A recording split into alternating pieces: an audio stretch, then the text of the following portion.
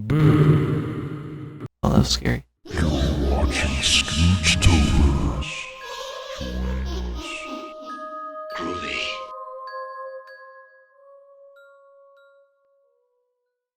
Did that scare you? I'm sorry. Yeah, I was scared. I didn't mean to open the show with scaring you. It's just... Actually, I did. I meant SCOOJ'TOBER. SCOOJ'TOBER. SCOOJ'TOBER, everybody. Is this going to be the first SCOOJ'TOBER? This is the first SCOOJ'TOBER. Hell yeah. SCOOJ'TOBER starts today, October 1st. We're going to be covering a wide range of horror films. Mm-hmm. Hello, everybody. Welcome to Scooch Podcast, episode 29. I'm here. You know me by now. And I'm here with... Who are you again? Let me look at my notes. I just kind of wandered in here from the back. Oh, yeah, you're the janitor. Yes. Nobody wanted to do SCOOJ'TOBER with me. Yeah. Well, I was missing a hand, and so you assumed that I knew about Evil Dead. Oh, yeah, I was like... Yeah. He's a Vietnam I actually have a vet. mop screwed into my wrist. You just like bring a Vietnam vet. They lost a hand here. Yeah, you can talk about the Evil Dead Trilogy with me today. They lived in the trees. We could hear them. You're right. The trees were living. You do know about Evil Dead. Fuck, I wasn't even intending that as the joke, but that's genius. They're living in the trees. Living in the trees. But yeah, Fuck me hello in my everybody. ass. Welcome to the spookiest podcast on the internet. Ooh. SCOOJ'TOBER, baby. It's time to start it. I'm really looking forward Let's to get it. this. And we're starting out strong. We're starting out with the... my favorite horror film series. Yep. The Yes. weirdest trilogy, I would say. I would call it the most creative. That would be the verbiage I would use. This is, yeah, not only is it the But it most is weird. creative, but I will say this is the weirdest trilogy, I Yeah, think, no. in film. I can't. Yeah, I would be hard pressed to pick a weirder trilogy. I can't, yeah, nothing comes to mind. But yeah.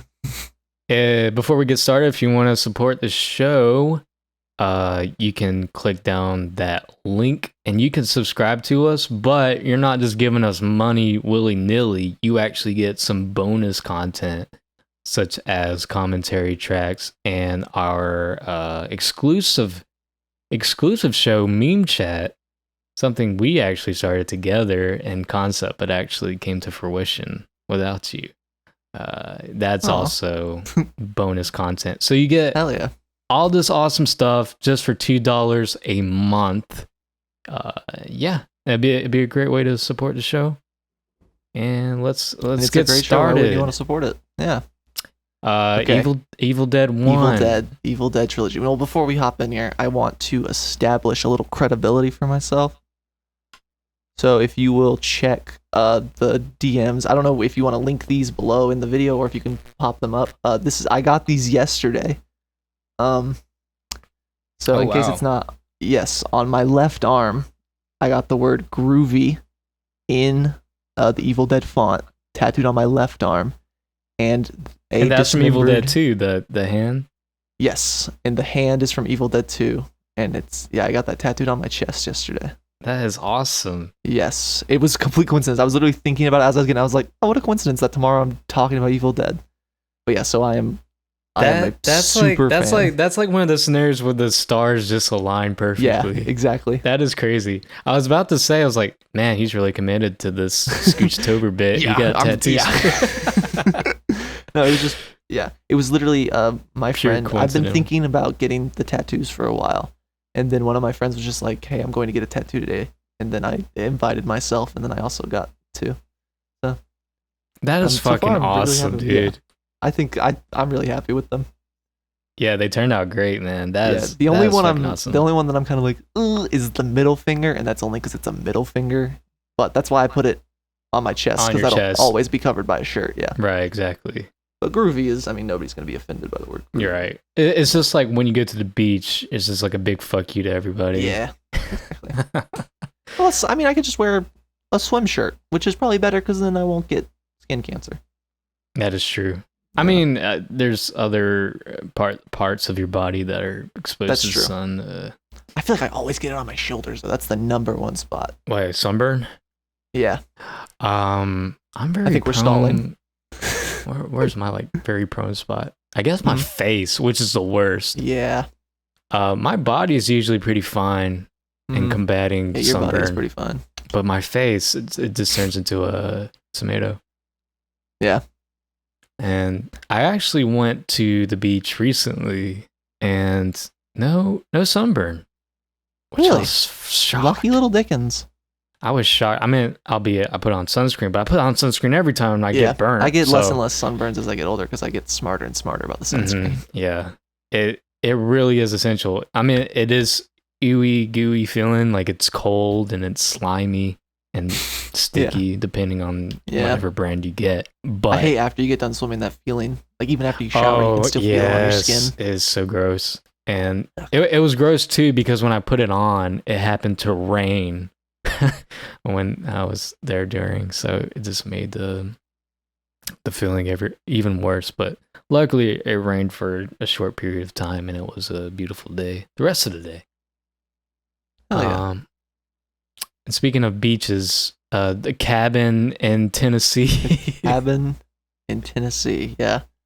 Which is a funny story because the reason Raimi moved location of the film to Tennessee is, you know, where winter, they're all based in Michigan. He's like, it's going to be too cold to film. Tennessee will fare better. But so we should go to Tennessee. And that year, it was the mildest winter in Michigan and the coldest winter in Tennessee. This production, it's amazing this movie got made. It was plagued with so many problems. So many problems. Like even the cameras were freezing up. Yes. It was so cold. Well, they had homeless people break in and steal their equipment one night. I will confess, I've listened to the commentary tracks. The director commentary tracks for Evil Dead 1 and 2. That's several times. It's Sam Raimi, Bruce Campbell, and I can't remember his name, but he's like the main producer. That was like their other friend on it, and it's very enlightening. Like, just they're like talking about the why they made the decisions they made, how certain things came to be, like the necklace that he gives to his girlfriend in the movie. Sam Raimi just bought that at some antique store, and Bruce Campbell was like, that is the ugliest necklace I've ever seen in my life. That is not going in the movie. And then it's in the movie. Twice. 2 movies, yeah. 2 movies. Wow, I never knew that. Yeah. Can you find this commentary online, or is it like a DVD or Blu-ray I don't know. exclusive? I have them on Blu-ray. And shit. that's the only reason I haven't listened to Army of Darkness commentaries, because I only have the DVD. I don't have the Blu-ray of it, and so the DVD doesn't have commentary on it. Oh, that's fucking... Yeah. That sucks. But yes. Oh, man. I am a super Evil Dead fan. I am too. I don't know, yeah. I'll go out on a limb and say Evil Dead 2, probably one of my favorite movies, period. Yeah, it's definitely in my top 5. Yeah. It's just... it's the creativity of it is what it is for me. It's just so... Not only was it groundbreaking at the time, it still is. Yes, the cinematography, the way Sam Raimi shoots things. Oh, it's amazing. It's awesome, yeah. I love. But let's talk about the first one. Let's jump into it. Yeah. Let's get the shitty one out. No, no, the first. I do love the first one. I don't think any of them are shitty. I think that they all stand on their own for completely different reasons. Yes, totally. Which is kind of what makes it a beautiful trilogy. It is a beautiful trilogy because they're all so wildly different. I also really like the trilogy because, like, I have friends that don't like horror movies, but they like comedy stuff, and I kind of feel like you can just jump to Army of Darkness and not have seen because it recaps them, and also it's so disconnected that like you're fine. Yes. Well, the intent because there was some studio interference with Army of Darkness, was it to be a standalone movie. That's why Evil Dead wasn't in the title. It was originally going to be called Bruce Campbell versus the Army of Darkness. That was the original title. I thought the original title was The Medieval Dead. That might have been it as well. I know that might have been like the working title, but then it was like when they started filming, it was filmed under Bruce Campbell versus the Army of Darkness. So, what was the intent of calling it the actual actor instead of Ash? I think that was just in an attempt to separate it from Evil Dead, because they were wanting it to be its own thing. And I don't know. Wow, they must have had a lot of faith in this movie, because I think it's definitely the weakest one of the trilogy. I would agree with that as well. It's actually the first one I saw. Really? My dad showed it to me, and I thought it was very funny. And then I was like, I gotta watch the first two. And then I did not expect them to be actual horror movies, and I was blown away. That is really fascinating. To go in that order of wow. Because for me personally, the first one, that was my first Evil Dead. Oh man, that was actually a question I was going to bring up is how did you find out about Evil Dead? And you just threw me a curveball. I had no idea you were going to start by saying you started out with Army of Darkness. My mom went out of town, and so we were just like, me and my dad like ordered pizza, and we were having a boys' night, and we were just at the video store, and he was like, "Oh my god, this movie is so funny. I haven't seen it since the theater." He's like, "We need to watch this," and I was like, "Okay." And then I loved it, and then I went out on my own, and I rented the other two, and I just like watched them the next weekend, and I've been in love with them ever since. Were you thinking?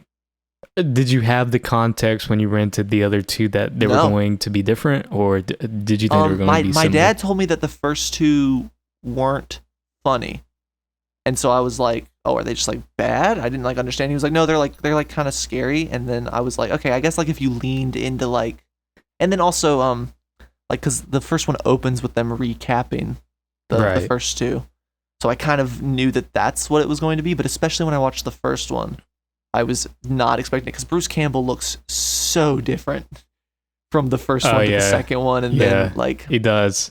Yeah, it's like not the first one. He looks like some Turkish guy, and then slowly turns into this like really handsome Italian man. If I hadn't seen Army of Darkness first, and I had just seen Evil Dead without any context, I would assume that the other guy was the hero, and that Bruce Campbell was Scott? like the dweeby Scott, and that Bruce Campbell's character Ash would be dead. Well, Scott was much more prominent. It's weird. Like, it's not weird because Bruce Campbell and Sam Raimi are very close friends. Yeah. But so it makes sense that you would put him in the spotlight as like the lead because not only were they friends, but like Bruce Campbell helped a lot in the financial process of producing this film. So, well, I don't know. The producing, like they talk about this on the commentary track. They shot. I think it was Into the Woods. I can't remember the name, but they shot a short film that was basically just like the 20-minute version of Evil Dead to like shop around. And when they were getting the films like processed at like the wherever you would get them processed back then, the guy working there was like, I guess he was looking over and he's like, "This is kind of cool. Like, what are you guys doing?" And they're like, "Oh, we're trying to like use this to like produce a movie." And he was like, "Okay, pitch it to me." And they're like, "What?" And he's like, "Pitch it to me and I might give you some money." And so the first person to give them money was the guy that processed the film. Like he was like, "Sure, I'll give you like $1,000." And he gave him like $1,000. Do you know the actual budget of this film? Because I think it's still up in the air of like what exactly the I want to say was. It's like around like 200,000. God, that is dirt cheap. I know. But it could also be lower. It could be higher. I'm not. It is very up in the air. There was I don't think it's official. They were just, I mean, it's just. It's not. Well, no, because they were flying by the seat of their pants. So like they were not doing it the way that you're supposed to do it at all. Like the bookkeeping and stuff. Like to the point where they showed the movie for the first time, and then this lady who they all in the commentary they talk about how they loved her. I think she was like the costumer, or she did something, or maybe she was in charge of continuity. That's what it was. And after the thing, she came up to them crying, and they were like, "What happened?" And she was like, "You didn't put my name in any of the credits. Like I was not." And they were like, "Oh my god, how the fuck did we not put her in the credits?" And it was just because they were just trying to get it done. Oh man, and that's honestly why this one is so special and has withstood the stand of time, because it's just these people that wanted to make a movie. And they fucking pure did it. Passion for the art. Pure passion. Yes. Do you know if there's like a re-release of this film with her properly credited, or? I'm sure that they fixed it, and I'm sure that it's like in the actual movie now. I don't know if you know this, but in the original version of the film, there is a shot when they're driving across the bridge for the first time, and you can see the DP crouched in the bushes, and they totally CGI'd got rid of that him out. completely. Yeah. Which that's Sucks. heartbreaking to me. because that's the flaws of this movie are what make it great. Which is, we'll get into it more as we talk about it, but that's kind of why the first two to me are, specifically Evil Dead 2, but also Evil Dead 1, are perfect because even in their flaws, it just adds to the specialness of the movie. Yeah. Like they're just trying their best. Okay. This one's going to be tough to kind of decipher for myself. But like, I feel like a lot of the enjoyment as well, like they totally stand on their own. They're awesome. But I feel like a lot of enjoyment has to do with the context of these films, like the behind the scenes to really appreciate it. So I can kind of understand, like I've never met anybody who disliked Evil Dead, but I can get it if someone did. Yeah. It's not, because the first one is not popular now. The best objectively. But it's a good first attempt at like a feature-length movie, though. For this being their first feature-length, it's pretty impressive. It is impressive, especially considering the budget and just all the complications they had to face. And to get the release that they did and stuff, the distribution, all of that, it's very impressive that they were able to get it done. Yeah. And, I mean, I think, I mean, it sits against, like, your Friday the 13th and your Nightmare on Elm Street, and of course, it's not going to hold up. Those were blockbusters. I guess, technically, the first Friday the 13th was probably pretty low budget, but, like, compared to this, they were much higher budget. Like, I mean... Right. The actual directors... Not the Sam Raimi as an actual director, but at the time, he was. Right. I know what you mean. This was basically a student film. Yeah, like those other films, they had an actual professional team behind. And like proper screenwriters that were hired by. They went through a studio, and this was just a passion project. Yeah, just some people that really wanted to make a movie. This is literally like if the Scooge team just like wanted to, I mean, that would be cool to do in the future endeavors if that ever happens. But this is just literally us if we wanted to make a movie. Just. It's like if that translates well any of the Channel Awesome movies were good, like if they actually were like solid, it would be so impressive because it's like they just wanted to make a movie and they fucking did it, and it's like it's not bad. Right. And except I understand that like whenever you look at the craziness of like The Conjuring and whatever and all of these modern horror blockbusters, like looking at Evil Dead, it looks kind of quaint and like there's not that much going on, but at the time, I mean, it fucking terrified people. Yeah, like I still feel like some of the effects still hold up to this day. Yeah, no, I can the shot where they're like going down to she's passed out. It's after she reads the cards and then she falls on the floor and she grabs the pencil.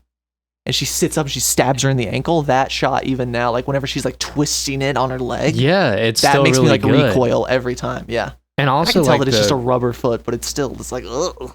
And also just like from the beginning, that hand possessions scene where she draws the Necronomicon. Yes, looks good. It looks really good and well done. The setup is really powerful. Like them whenever they're like coming into like the cabin, it's just like and that chair. Sam Raimi knows how to fucking shoot a goddamn movie. Yeah, like the way that like the it's just lit from the door and it looks incredible. It's just so eerie, and like even the shot of just the camera, just the simple shot of like the camera following the back of the Oldsmobile. is so good. I don't know why. It's simple, but just like it just looks the good evil to cam, me. the like bouncy kind of Jaws-y camera because we can't show whatever it is. Yeah. It's so... Do you know how they did that? Because I still don't know. It's Sam Raimi with a stick that has like a little spring like on top of it, and then the camera is set on the spring. And then he's just kind of running with it, and then it's like that's how you get that kind of like floaty, bouncy is the spring kind of bouncing it around. But I guess, that makes sense. But I guess like also they pre-cut trees because there's like trees falling over in some shots. Yeah, they talked about how like especially in Evil Dead 2, which we'll get to, a lot of the trees that you see around the cabin are actually fake trees because the trees were too small and they weren't scary enough. So they painted foam trees and placed them like to make the trees look thicker and more like Wow. Yeah. I need to listen to that commentary. It's so that's very insightful. I think the Evil Dead 2 commentary track was like awarded something for being like best commentary track. Yeah. It's very insightful, and it's also fun because they're just friends and they're all just kind of making fun of each other the whole time. It feels like you're listening to their podcast. I fully recommend listening to it. It gives a lot of insight. I might just have to bite the bullet and buy the Blu-ray, invest in a Blu-ray player as well, because I don't have anything that plays Blu-rays. But if I could find it online, I'll definitely pay money for that. Yeah, you might be able to. Like, it might be like a thing. Like, if you buy it on Vudu or something, you could get it would come with like a bonus feature commentary track. Yeah, I think Amazon Prime has started doing stuff like that as well. But yeah, I definitely think it's worth the time. Because I'm such a big fan of this trilogy, and especially the second one, and for the second one to be actually awarded, I just need to do it. I just need to do my due diligence. I know that there are several commentary tracks that they've done for it, like over the years. Like every time they like re-release it, I think they do a new one. And I think that there's one that Bruce Campbell did solo. Like it's just him talking over it, and I think that one won like a bunch of awards. Oh my god, I need to listen to these, really. Bruce Campbell is such an interesting guy, the way like I love him. I love Bruce Campbell too. I hope nothing bad ever comes out about Bruce Campbell, because I would not be able to let him go as like my hero. And I even like respect that like people love this Ash character, and rightfully so. But I even respected him just wanting to be separate from that character. Yeah, I respect that too.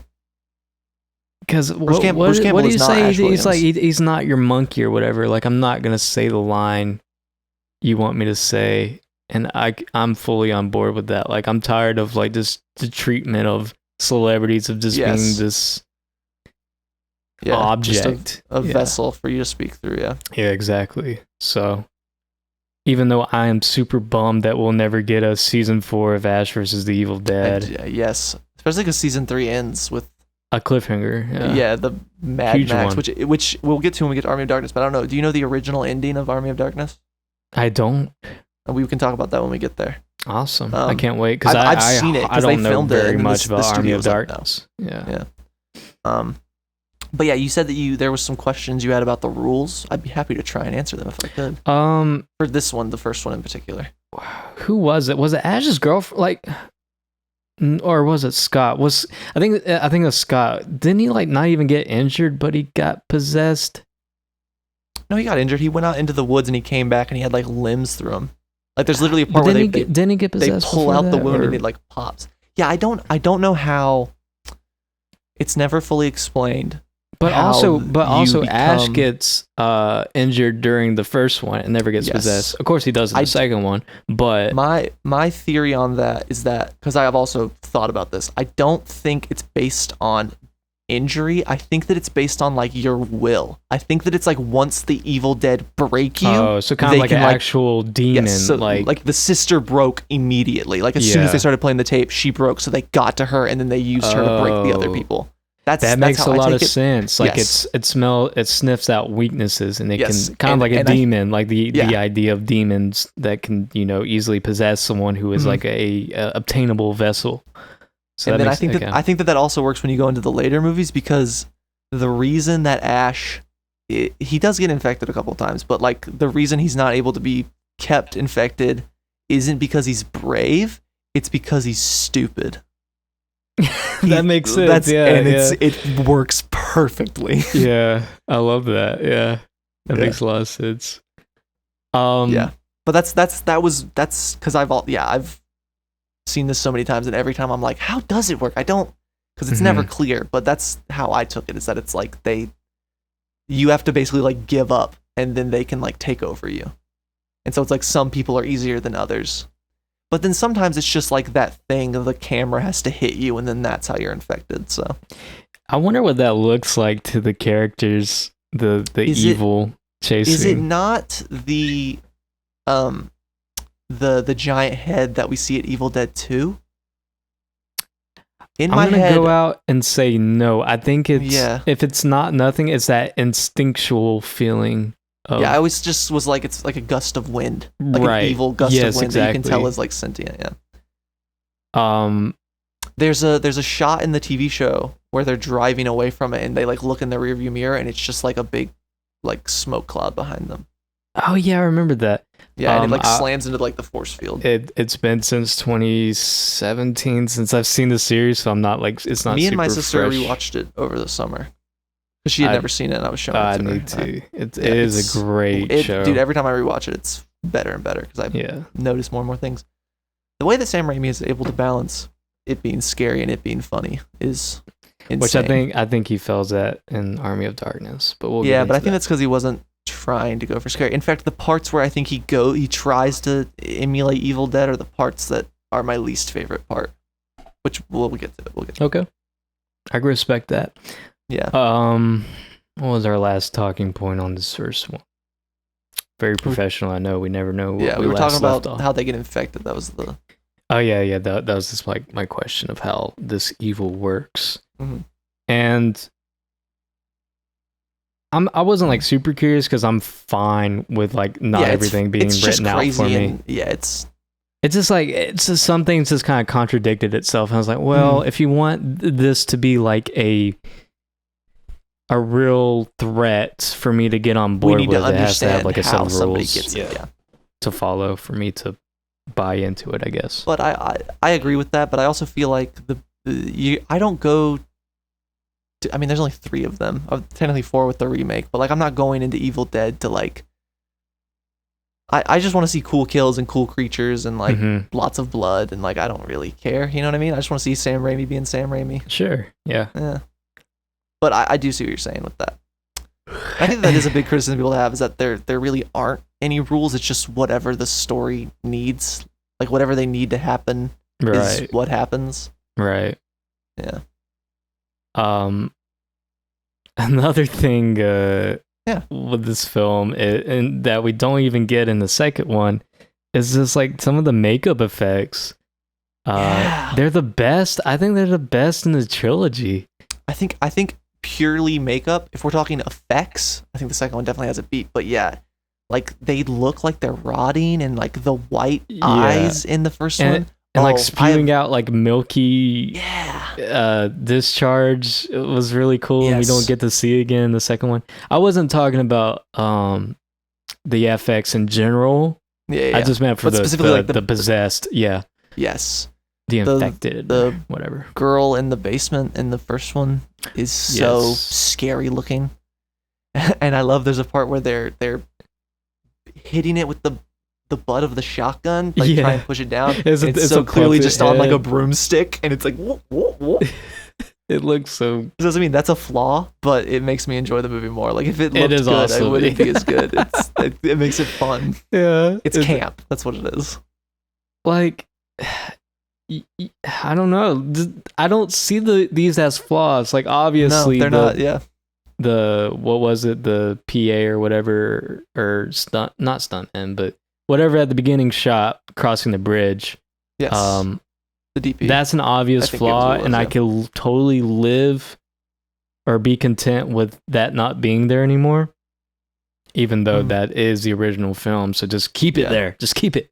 But I'm Yeah, I'm I not think that- losing sleep over it.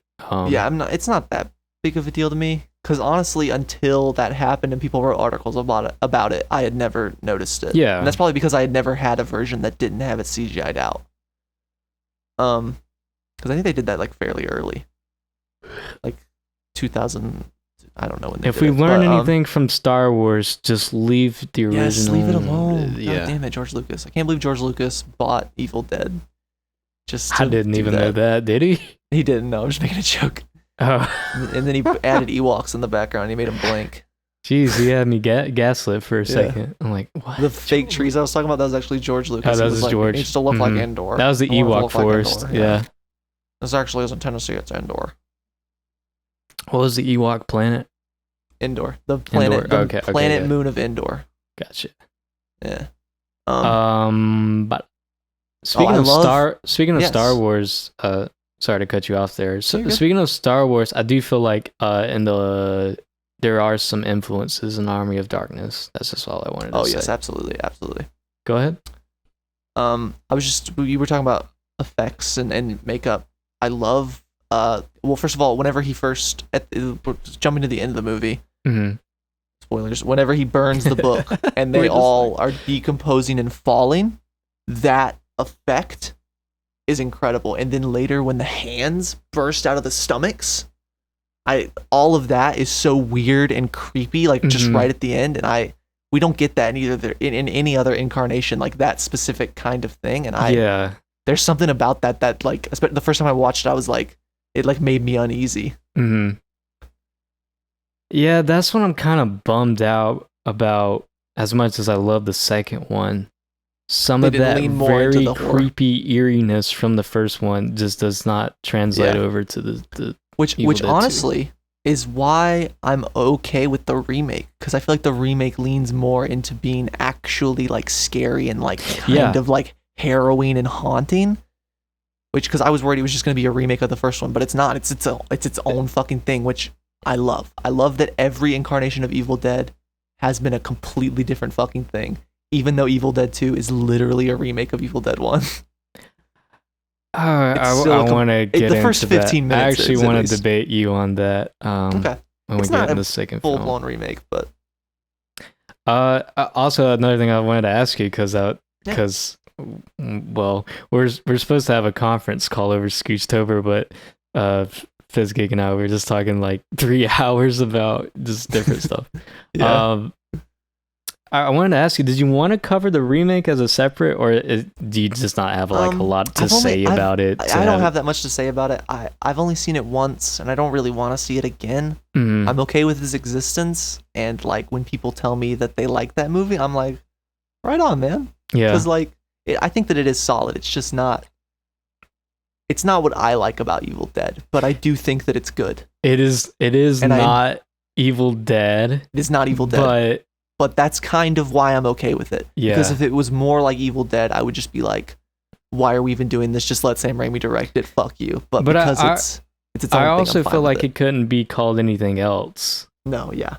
Because too much of the Evil Dead's in the script. Like there's just too much verbatim from Evil. Like I'm not saying it's a carbon copy, like you said, it's its own thing, but there are literal things from the first one that's in. Yeah. And when those things popped up, I was actually like, oh, that's from the original, and I was like, oh, that's so cool that they kept that. My only problem that point. My only problem with that film is the yellow contact lenses of the dead. No, you got to keep the white. Oh, I was gonna bring up the white contact lenses. They talked about in the commentary track. They couldn't see, right? They could not see through them at all, and you were only allowed to keep them in for 20 minutes at a time. Yeah, let your eyes breathe. You had to take them out. Yeah. Every like 50, That's 20 minutes. So horrible. But it looks good. It does. I love so it. Creepy. But man, there's so much suffering in these first two films. For art, yeah, they were talking about like Sam Raimi would like, because it's Bruce Campbell and they're best friends, and Sam Raimi would just be like, yeah, just beat the shit out of Bruce Campbell. I don't give a fuck. And I love throughout the whole first one, anytime like something breaks out, Bruce Campbell is like, I keep calling him Bruce Campbell, Ash Williams is like immediately incapacitated. Like there's one scene where he's like stuck in a bookshelf, like the bookshelf falls on him and he's like trapped in it for like 5 minutes. So because they need him to not be able to do anything, because then they would handle it. But it's just funny. It is funny. It's like, damn, you've been under that bookshelf for like 5 minutes. Is it really that much is that really that heavy? It's not even that it's heavy. He's like got like his arm. He's like twisted in it or some shit. And he has that stupid haircut. Oh yeah. Oh man, you gotta love it, man. The early 80s dudes. Oh, and I love. Oh my god. And the unibrow. The basement set. Sorry, Wasn't that actually shot in a different location? It probably was. There's no way the basement was that big, because that basement is huge. Mm-hmm. But like the first time they go down there, it sets this like really fucking creepy tone. I love because I feel like a lesser, stupider movie like the Evil Dead remake does in the Evil Dead remake, does the kid translate it, or do they still listen to a tape? I No, can't he remember. literally says it out loud. The teacher, the high school teacher or whatever. Yes, Which because is he's like a dumb. language professor or whatever. Right, like Latin or something, because it was like Yeah. in Latin, and he could And, translate. yeah, it. it's, like, it's like close he enough read to it aloud Sumerian. for some reason. I don't even think he was around the I other buy people. so much more that these From- drunk teenagers, college kids, whatever, would find a tape recorder and play it, and they're like, Yes. "Ooh, it's creepy." It's so believable. That's so much like, more believable. Yeah, like these. That's what makes this movie so terrifying, is because the characters are real. Yeah. These are like They're not. I mean, they get stupid. He gets stupider as the movie goes on. oh yeah, but Scott is just like so blissfully Yeah. ignorant to what's going on around him during the latter half of the Yeah. film. But But you know yeah, what they I just meant. like they don't know what to do, and like they're fucking stuck here, and like what the fuck do we do? Like, Mhm. I don't think that if I was in their shoes, I would do anything differently. Cause like if they try and leave, the trees will get them. They try and take the bridge, and it's collapsed. Like, if they stay in the house, There's- the things are gonna get them. It's and it's and very they well set up. reassure each other they're going to be okay, which is a realistic coping Yeah, they're trying mechanism. to fucking raise each other's spirits throughout the whole thing. Right. I love it. That first scene when they're playing the card game, and she just starts rapidly listing all the cards, and then she turns Yeah. around and she's like, that is terrifying. Like, that is It is. It's so A effective. horrifying And I imagery. can't It's so imagine effective. seeing that, in 1981. yeah. Oh my Theaters. god. Yeah, This film's still creepy. it is. It has a great atmosphere. It does. It has a very unique, It has great and energy, atmosphere. great atmosphere. Yeah. Sam Raimi's camera movements are so striking. Oh my gosh, this camera work is Yes. Oh my godly. god. So good. Damn. I meant to open this up with "Join Us," because that would have been Join perfect us. for That's Scooched good. Over. Join us. I'm missing the intro. Spoiler There you for you. That's Um, the intro. But just to get back to this is somewhat related to the basement. I'm a big believer of, if you're gonna make your horror movie R, use as much blood as you fucking can, because I love movie blood, For and the censors, this movie yeah. does that to the nines, to the point where they Well, flood the basement with blood. it's not an R-rated film. Is it not? It's Is an it PG-13? NC-17, NC-17. which is higher. That's right. It was I think one of, if not the first, video nasty in the UK. One of the Yes, first yes. movie Mhm. banned in the UK, Yep. which is impressive. Yeah, it was a big part of the satanic panic in America, and it was a big part of the video nasties in the UK. It was a Mhm. very controversial film at the time. I mean, it still Which is is weird. with the tree rape. Yeah. Which is they talk about in the commentary, originally they were going to have it be one of the guys that happened to. But then they were like, no, it's like more harrowing and relatable if we make it one of the girls, because that's like a fucking real fear that women have, is that they're going to be raped. Right. And so And it's it's not that it doesn't happen to men, but it's more prone It's more Uh, prone to women. to women. Yeah. So it makes Yeah. sense. And then it's also, it's the late 70s, early 80s, so sexism is rampant. So I'm sure there was Right. an element of that. But And and not I think only they also that, spoke that they feared that if they did it to a man, people in the theaters would laugh, and that wasn't the reaction they wanted during that scene, because Right. that scene is taken with 100% serious, and it is genuinely horrifying. It's a terrifying scene. Exactly. It's terrifying. That's But I also like- think it works with the script because of that character. I'm not gonna bother. yes. trying I mean, to they remember got her to name. break her. Yeah. Yeah, she Um, was the weakest link to the group, so it makes sense that that evil would chase her or provoke Fuck. I wish, her in that way. Yeah. because I know the girlfriend's name is Lisa. Yes. I don't remember either of the other two girls' names, but I should know his sister's name because she shows up in Ash vs. Evil Dead in one of the later seasons.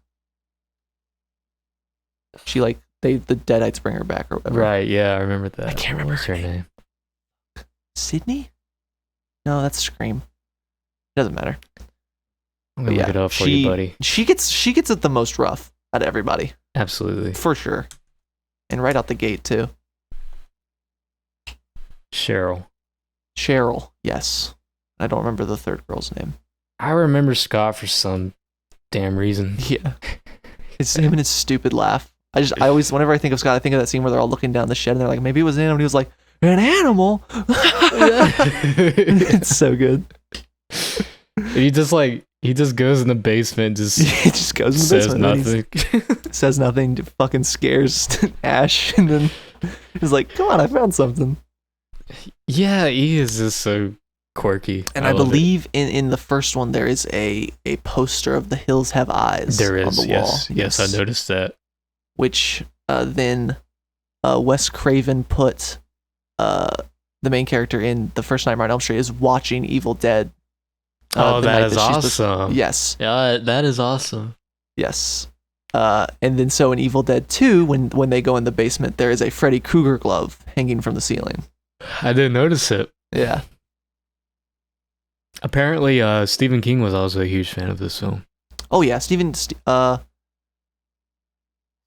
King wrote a review of the movie, and it's like a big reason that even after it got released, it kind of got an even bigger release than it was supposed to, and it was because Stephen King was like, "This is the most original horror movie I've ever seen. Like, you guys have to watch this." And then I think he even helped like fund the second one, though, if I remember. He might have been a producer on. I don't know. I know that him and Sam Raimi, I think, got pretty close at one point.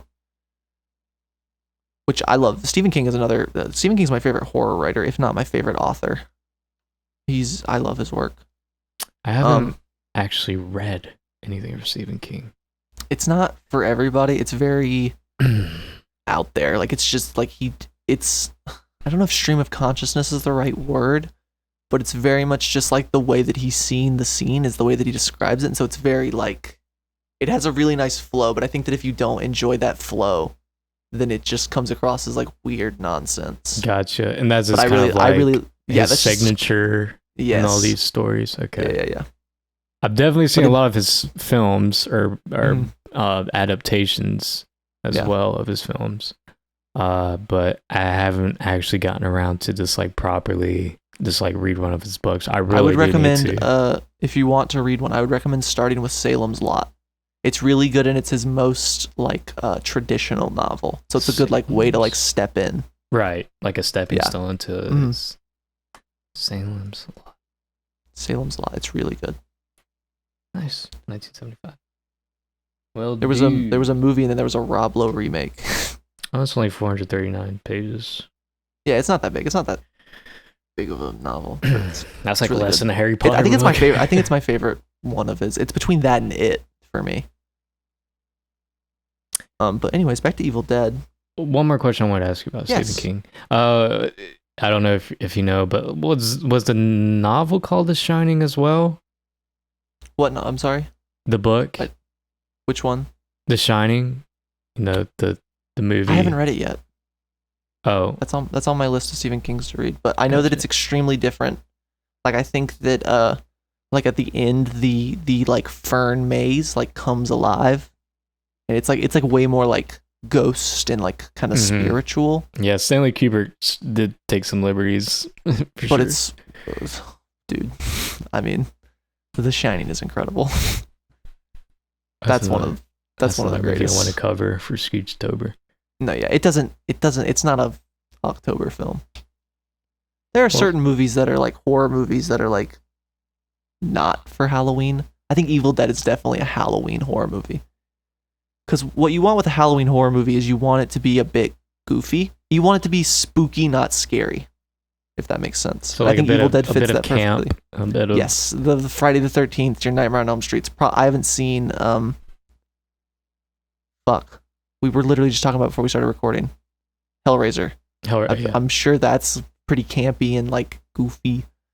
It has that air to it, but I wouldn't say it's like trying to be, but certainly it's more like body horror, right? Yes, yeah.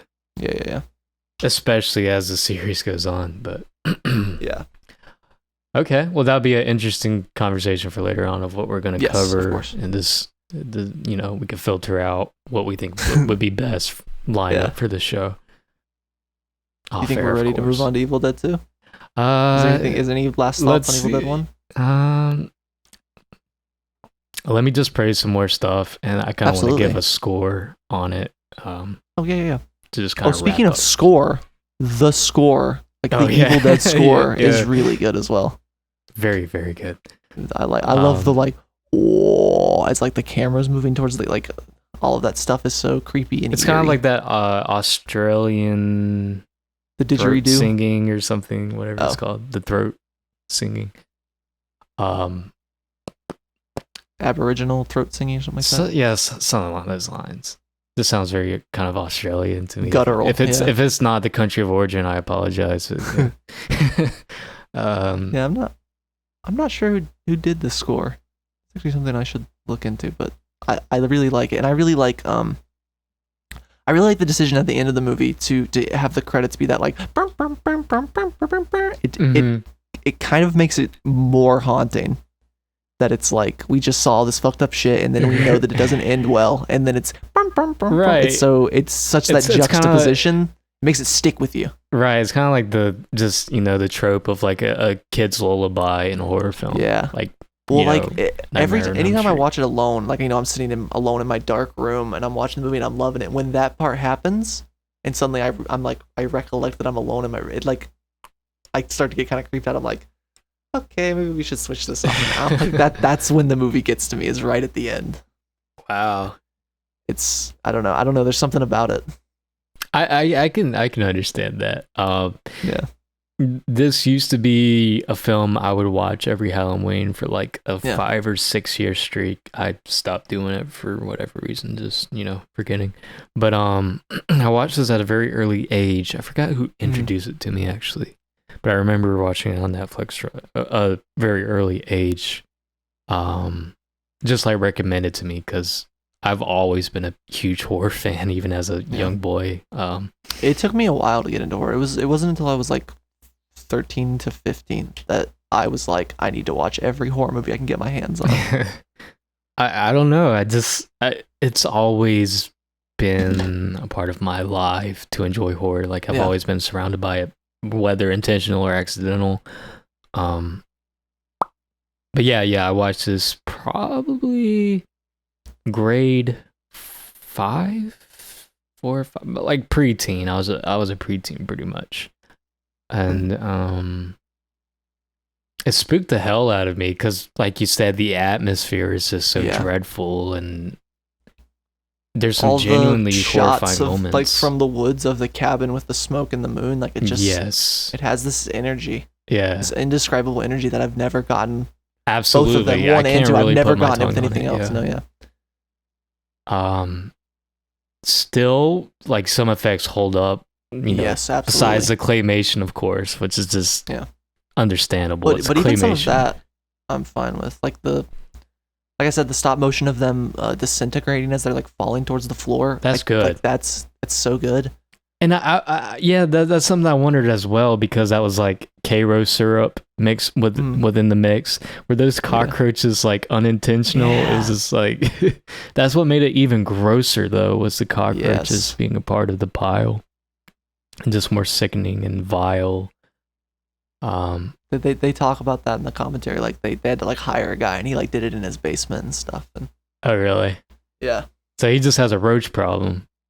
That I don't remember specifically if they said that, but you saying that reminded me that I think that they did say that like it wasn't supposed to be that gross. It was just because they didn't expect it to like go that way. Like when it like it kind of starts to look like oatmeal at a certain point. Yeah. I think that was it, like actually rotting, because they designed it to disintegrate over several days, and then I think that like it actually started to go bad because it was like a moldy, damp That makes basement. sense, because a lot of it does look like actual mold. A lot of this movie was an accident, and that's another thing that makes it kind of special. They just kind of lucked into everything working for them, and it didn't. Everything didn't work for them, but in that, it worked perfectly.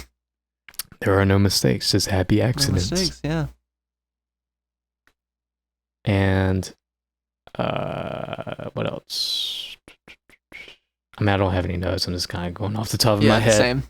But yeah. I mean, it's a horror movie. I think I like more and more each time I see it. Yeah. And it's been a while actually since the last time I saw it, and watching it again, I don't know. I've grown even more appreciative of it, to where it's almost at the level of Evil Dead 2. Not quite there. Yeah. But it's the one that as I grow as like a filmmaker and as a storyteller, which makes me sound conceited, but as I appreciate it more because I can see the care and like the passion, the passion behind it, and that's ambition. That's why I love this one specifically. Absolutely. But I think Evil Dead 2 perfects this one, in my opinion. The only drawbacks I'll give the film is, like you said with Scott, there's some just like blissfully ignorant, he's just like, all this crazy shit's happening. He's just like, I would say that, and then I would also say the acting isn't super strong in the movie. But I'll kind of counter argument that, I mean, for the time, I don't know why, but every actor acted just about the same. Yeah. But it kind of broke away from that to where these characters felt, fits. Kind of believable. Another one of those things where it's like everything that could possibly be considered a flaw, I consider a plus. Like I'm like, no, that's why it's good. And also some of the structure's a bit off, which is understandable. Being a debut film, some of the structure's a little off. Some of the pacing could have been handled a little better. Just I will say though, I'm never bored when I'm watching any of these. Actually, that's not true. We'll get to it when we get to the third one. But like the first two have really good flow. I'm never like, ugh, just get through this part. Like I just get to the good stuff, which I have with a lot of movies whenever I rewatch them. Right. There's like a moment like it's like the second act break before we get into like the final action where it's like the gang broke up or whatever, It's just like, come on, I just want to get back. I know what happens, come on. But I don't think this one has that for me. It's kind of like Avengers third act. I just skip through that shit until dialogue happens. But I like this one as like a great crescendo of like things that happen, and I don't know. I really like it. I don't know, just trying to be super objective as I can. Okay, yeah. Like I don't personally have a problem with the pacing, but I can see from a very objective lens instead of looking through my rose-tinted glasses. Just so super objectively, very awesome film. This will probably seem kind of low for you, but just being as much of a critic as I possibly can without being biased, I'll give this an 8 out of 10. I was gonna give it an 8 out of 10 as well. Okay, well maybe I wasn't so far fetched as I pitched it to be. I want. Oh, we'll get to it when we get to Evil Dead 2. But yeah, I was gonna say 7.5, but I think that if you're a filmmaker or you have any sort of love for the craft of filmmaking and you haven't seen the first Evil Dead, I would definitely recommend you do. I think that it is especially good for people that like that, just knowing that it, like we said, they just wanted to make a movie and they fucking did it. Like they managed to do it, and it was a with flying success. colors. They got sequels and a franchise out of it, I mean, there's still merchandise and just it's very there's a profitable game to this coming out. day.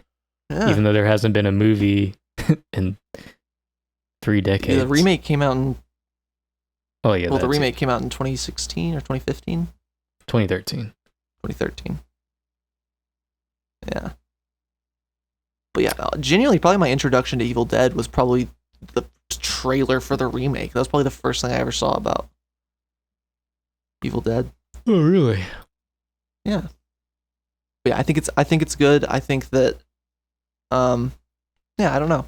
We've kind of said everything to say about the first one. I think we've pretty much wrapped it in a nice just kind package. Of rocking in circles now. But then probably looking back on this episode, I was like, damn, there's so much we more I wanted to say. I'm trying to think if there's any like one more I mean, the cabinet itself, I love I guess it's just they got a random cabinet and it worked out, but like I love the layout of it. It's a weird, bizarre layout that is like creepy. It is very creepy. It is very creepy. So creepy. In fact, I think Sam Raimi just burned it down after photography wrapped up for everything they needed for that. I don't think he burnt it down, but I think it did get deconstructed in between Evil Dead 1 and 2. Or no, because they knew that they were going to film a second one, the guy who owned it hired somebody to like renovate it to be able to like film better in it, but then he ended up fucking it up, and it's like not the same as in the first one because he built it so that the house is at like a natural Dutch angle, so that it like always looks like distorted and like freaky. But then Sam Raimi was like, I kind of wish he didn't do that. So that isn't really what I wanted. Fucked up this whole process. But whatever. But yeah. Moving on to Evil Dead 2. Evil Dead 2. Released in 1987. My favorite horror movie of all time. Of everything. Ever. I might be Which is hard to say because it doesn't scare me, but right. It's still no movie horror really themed. Does. Yeah. I mean, yeah, nothing really scares me anymore as an adult. But yeah, I think I'm inclined to agree. Best horror movie ever made. Yeah. Definitely the most creative. By far.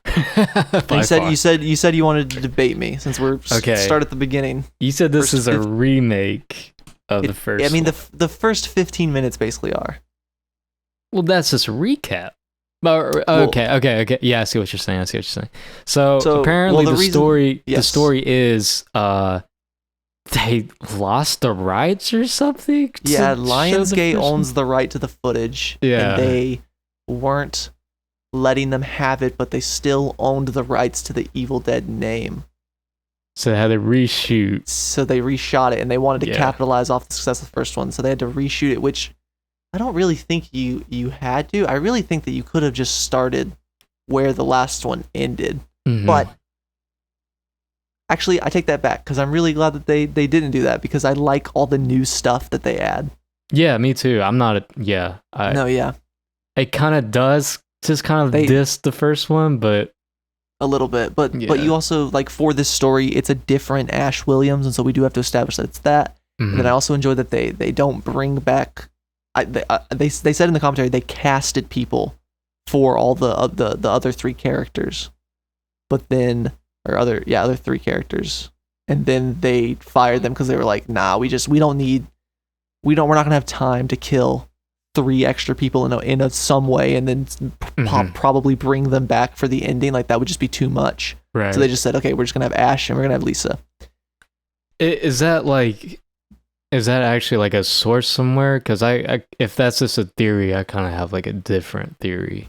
They talked about it on the commentary. Okay. I just had a theory of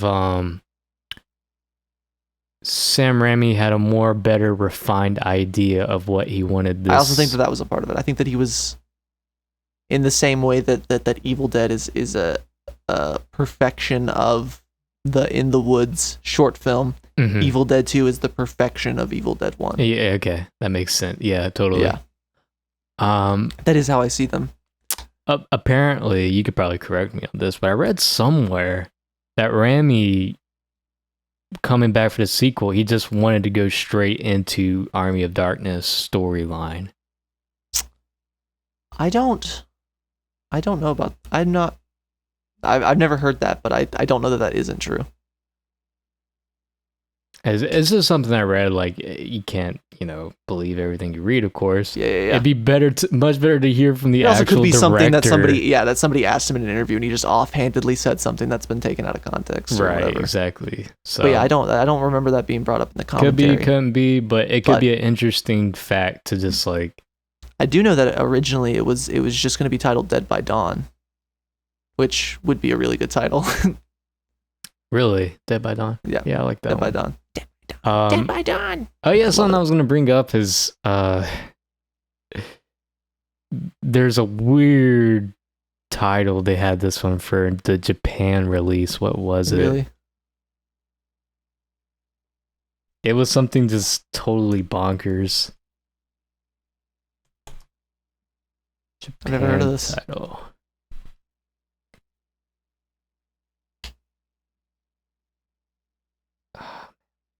It was something so funny, it like made me laugh out loud when I read it. I'll just look for it later. We could talk about the film. So, this is like Perfection. perfection. opinion. Yeah. And I don't know, did Raimi do any films between first and second Evil Dead? Yes, he did Darkman, and people hated it. And so he said, all right, well, I'm going to go back to what people know me from, which is horror. But then he was like, but I come from writing comedy shorts, so I'm going to try and infuse more comedy into this one. And that's sort of the genesis of the idea. Okay, that context makes this, even more sense. Like, it makes more sense for this movie. There's a lot of slapstick in this movie. It's very Three Stooges. It is Three in the best way Stooges possible. verbatim. Yeah, Verbatim, yeah. just a huge influence from Three Stooges. And the commentary for Evil Dead 2 even better than the commentary for Evil Dead 1, because there's so many more amazing, fantastical effects that they give you insight into how they did, and it's like, wow, that's so simple, but it's so effective. Right, yeah, and that's most often the case. Yeah. Like you're more creative when you're constrained, but Yes. So many constraints. But I don't even, to be honest with you, brother. I can't even, I gotta be honest with you. I don't even know how to talk about this film. It's just it's a lot to unpack. It's there's too so good. many things. There's too much to unfold. Because there's every scene is like, there's something in every scene. Yes, absolutely. So I 100% agree. Oh my god, it's like we would have to do a YouTube video essay video on this to properly That's do it justice. I did do a review of the first Evil Dead with the plan being that I was actually going to review everything I was going to do. 2, 3, the remake, the series. Like I was going to do the series season by season. But I got to Evil Dead 2. I got done with Evil Dead 1 and I'm actually really, that's one of my earliest videos that I'm happy with. And then I went to do Evil Dead 2 and I went to write it and I was like, I can't fit this in. It would just end up be me explaining the movie. Exactly. Like I would just end up. It would just be me. Like I'd be like, "You want to know why this is perfect? Just watch the movie, baby." Scene by scene. It would just be me playing the movie. That's like all just it gotta boils down to. experience. It's like, hey, this is awesome. You gotta check out This is this awesome. scene. You gotta fucking see this. But It sounds like shit when I explain it. Just watch it. Like my interpretation or explanation of it was just like, I can talk about it's not as good. some complaints I've heard, and we can kind of discuss if Okay. either of us kind of align. Like I've heard, sure. for a big chunk of this movie, it is Bruce Campbell alone as Ash Williams just getting fucked with by the demons, and I've heard a lot of people complain that that's kind of where they don't like the movie because like there aren't really any deadites around. It's just weird shit happening. How do you feel about that? I disagree. Yeah, Personally. for me personally, that's my favorite chunk of the movie. When when everything in the room is laughing at him and he just loses his fucking mind. I love it. That scene, It's like my genius. spine chills every time I see it because it's so good. It's so good, dude. It's creepy and it's funny and it's perfect. Oh man, that made me so excited because I just remembered something that I had noted in my head but forgot when we were talking about Evil Dead 1. You remember when they first opened the cabin? It like the camera pans to the deer. Do you think Raimi had that idea in mind for later? I don't. Yeah, a lot of this movie is stuff that Raimi had as an idea for the first one, but they couldn't do it because of the budgetary constraints. And then so he kind of rolled it into this one. Oh, that is awesome. So you think there was going to be like a laughing deer head in the first one? I actually have a backstory for the laughing, and I guess he didn't have this idea, but I do. So they were talking about in the commentary. I love this because it just shows the creativity of them and how fucking amazing they are as filmmakers. But so it was him and the lead producer who was also there, and they were like writing, and then they were just like delirious in the middle of the night, and they had like a gooseneck lamp like the one next to Bruce Campbell in the movie, and then he just the other writer just reached over and grabbed it and just started shaking, going, and then Sam Raimi was like, "That's in the movie," and then he wrote a scene where he put it in the movie, and then that scene is literally every person on the crew like holding a string or a stick, pushing an item in the frame. It's so well done too. Yeah, and like So the seamless. laugh from the gooseneck lamp is Sam Raimi's laugh. Really? That like initial laugh that you hear was like, that's Sam Raimi like kind of distorted and like I That think does sound mixed like with him. like an animal. But yeah, Wow. yeah. Yeah, I remember when I first watched Evil Dead 2 and that scene happened where just It's like so epic, the deer head like just snaps his neck and and it has the white eyes. Oh, It's so good. There's nothing can top that, I think, for like a first and viewing that also I think experience. leads into the idea that it's like they have to break you because it's like why wouldn't they just infect him? And it's like well because they have to fucking wear him down, and so like 'Cause he's- everything that's happening is just they're like we gotta fucking break this guy. So they're just- Exactly. the demons are just throwing everything they can at him. It makes sense. Like if you're And just he does saying- break. You fucking see it when he's like laughing with them, and he's like bouncing, and then he starts like fucking crying and screaming. He and they loses his eventually mind. Yeah, they eventually do get to him.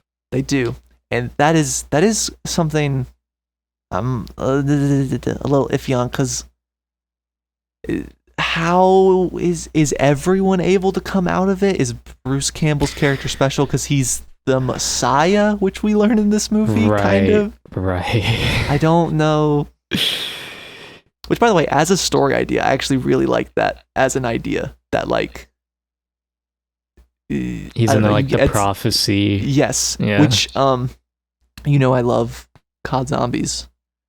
I've realized with my love for Evil Dead, COD Zombies stole a lot of stuff from Evil Dead. There's a lot of I can sound see that. effects that they use that Yeah. are very Evil Dead. And to the point where the most recent storyline in it, not the most recent, but like the most popular one, was that there are these characters, 4 main characters, go through this whole long quest where like it starts with them finding these big statues of themselves, like in this underground thing. And then they go through this whole quest and it ends with them getting sent back in time and basically setting up for themselves the first map, like people carving the statues of them and shit. And it's Mhm. like, and they're the messiahs, and it's like, that's just Evil Dead. You're That's just just doing Evil Dead, yeah. You're just doing Army of Darkness. Come on, dog. We know what you're doing. I don't know if this could be paying a homage, but I love That's that. true. I'm sure that Army of Darkness is not the first time that that's happened in something. Although It feels I like could not give you an example. Yeah, exactly. It certainly feels like I haven't seen every film Oh, under the God. sun, but Yeah, I haven't seen every movie, but so you're The- saying a lot of people's complaints is that it's too over the top with the yes, I think some people think it's over the top, and then I also think that they think that it's boring when he's by himself because he doesn't have like there isn't like an actual physical threat there. Like there isn't a deadite running around. It's just right. the cabin making him go insane, which is again that's my favorite shit when he's like looking in the mirror and then it grabs him and he's like I don't remember what he says, but he says something to him and he's like I love that moment. That reminds I me love- that there was another really cool shot in the first one where he where he puts his touches hand the in water. mirror. Yeah, Yes. that was so great. So that to me with him reaching through that feels like the perfected version of that moment. Yeah. That was So so though fucking honestly awesome. it being water is kind of a little bit creepier. It's like weirder, it's more surreal, but I'll take but it's goofier when he reaches through. Yeah, I'll take the Ash Williams. Yeah. Reaching through over that. I wish I could remember the line he says because it is a funny line. He like says something about how we've already lost our minds or something like that. Yeah, something like that. Yeah, I He's like, I'm tell not you crazy. verbatim I'm some not of the crazy. He's like, script. you think we're not crazy, bud? Or something like that. It's good. Yeah. I love.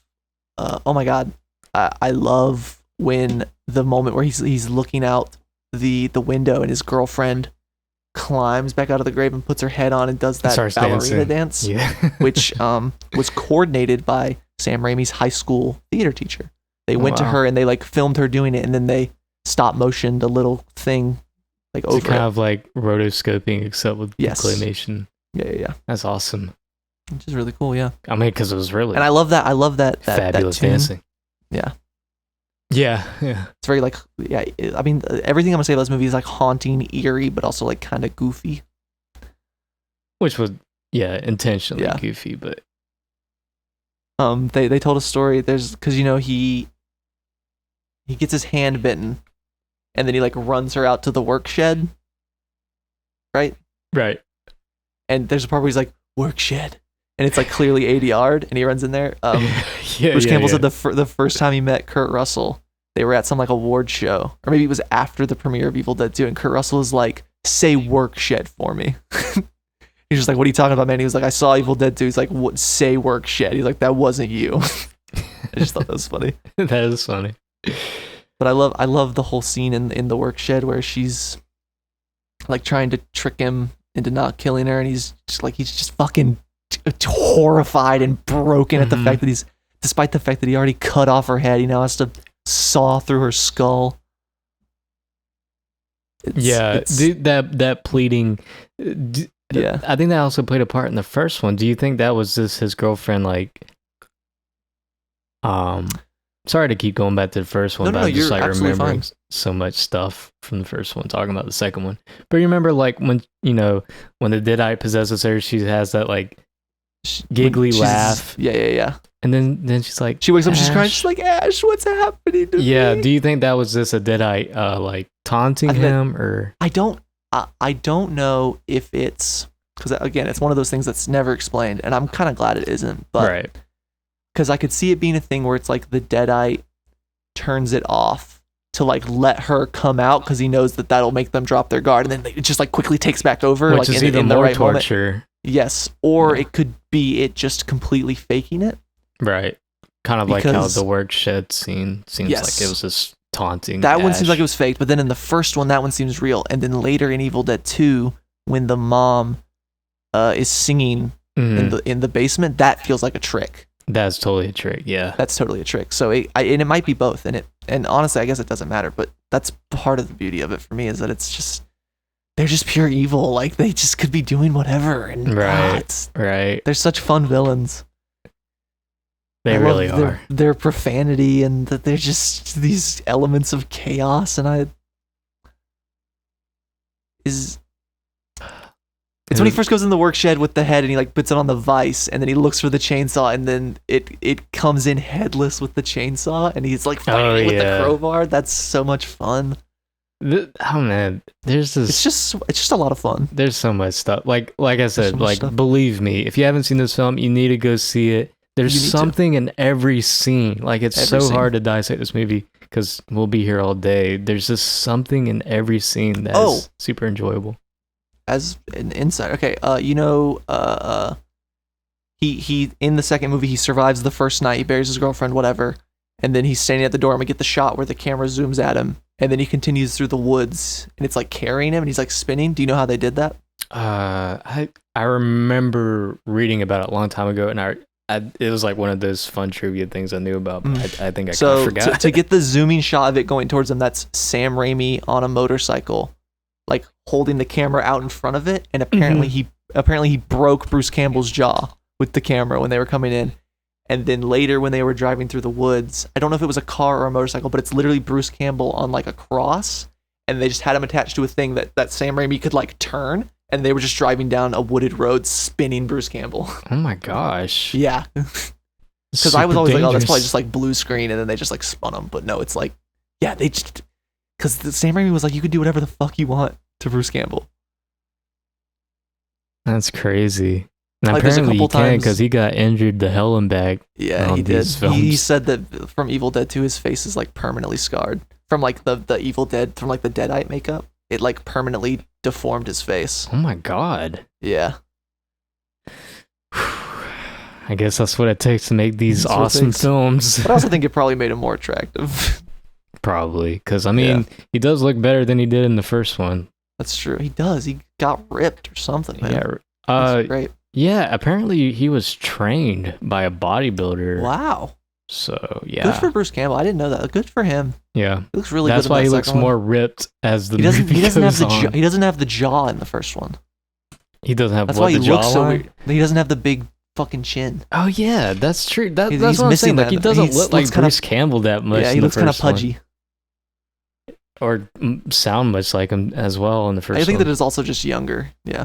He doesn't have the deep voice. He kind of talks kind of wimpish. Yeah. And then in the second one, he has a commanding voice.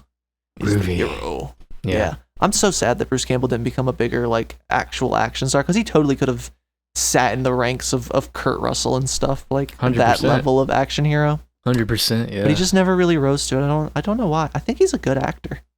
Oh, absolutely. I don't think anyone would dispute that, but I know what you mean. He's not like an A-list, I guess you could say. No, I've never seen him in anything serious, I don't think. He's always just goofy, which is perfect if you want a goofy guy. So I don't know why. Yeah. You ever see Bubba Hotep? Which one? Bubba Hotep? How- It doesn't have any... Sam Raimi isn't connected to it at all. It's just Bruce Campbell is acting in it, but it's actually kind of fun. I haven't seen it. So I'll just give you like a brief...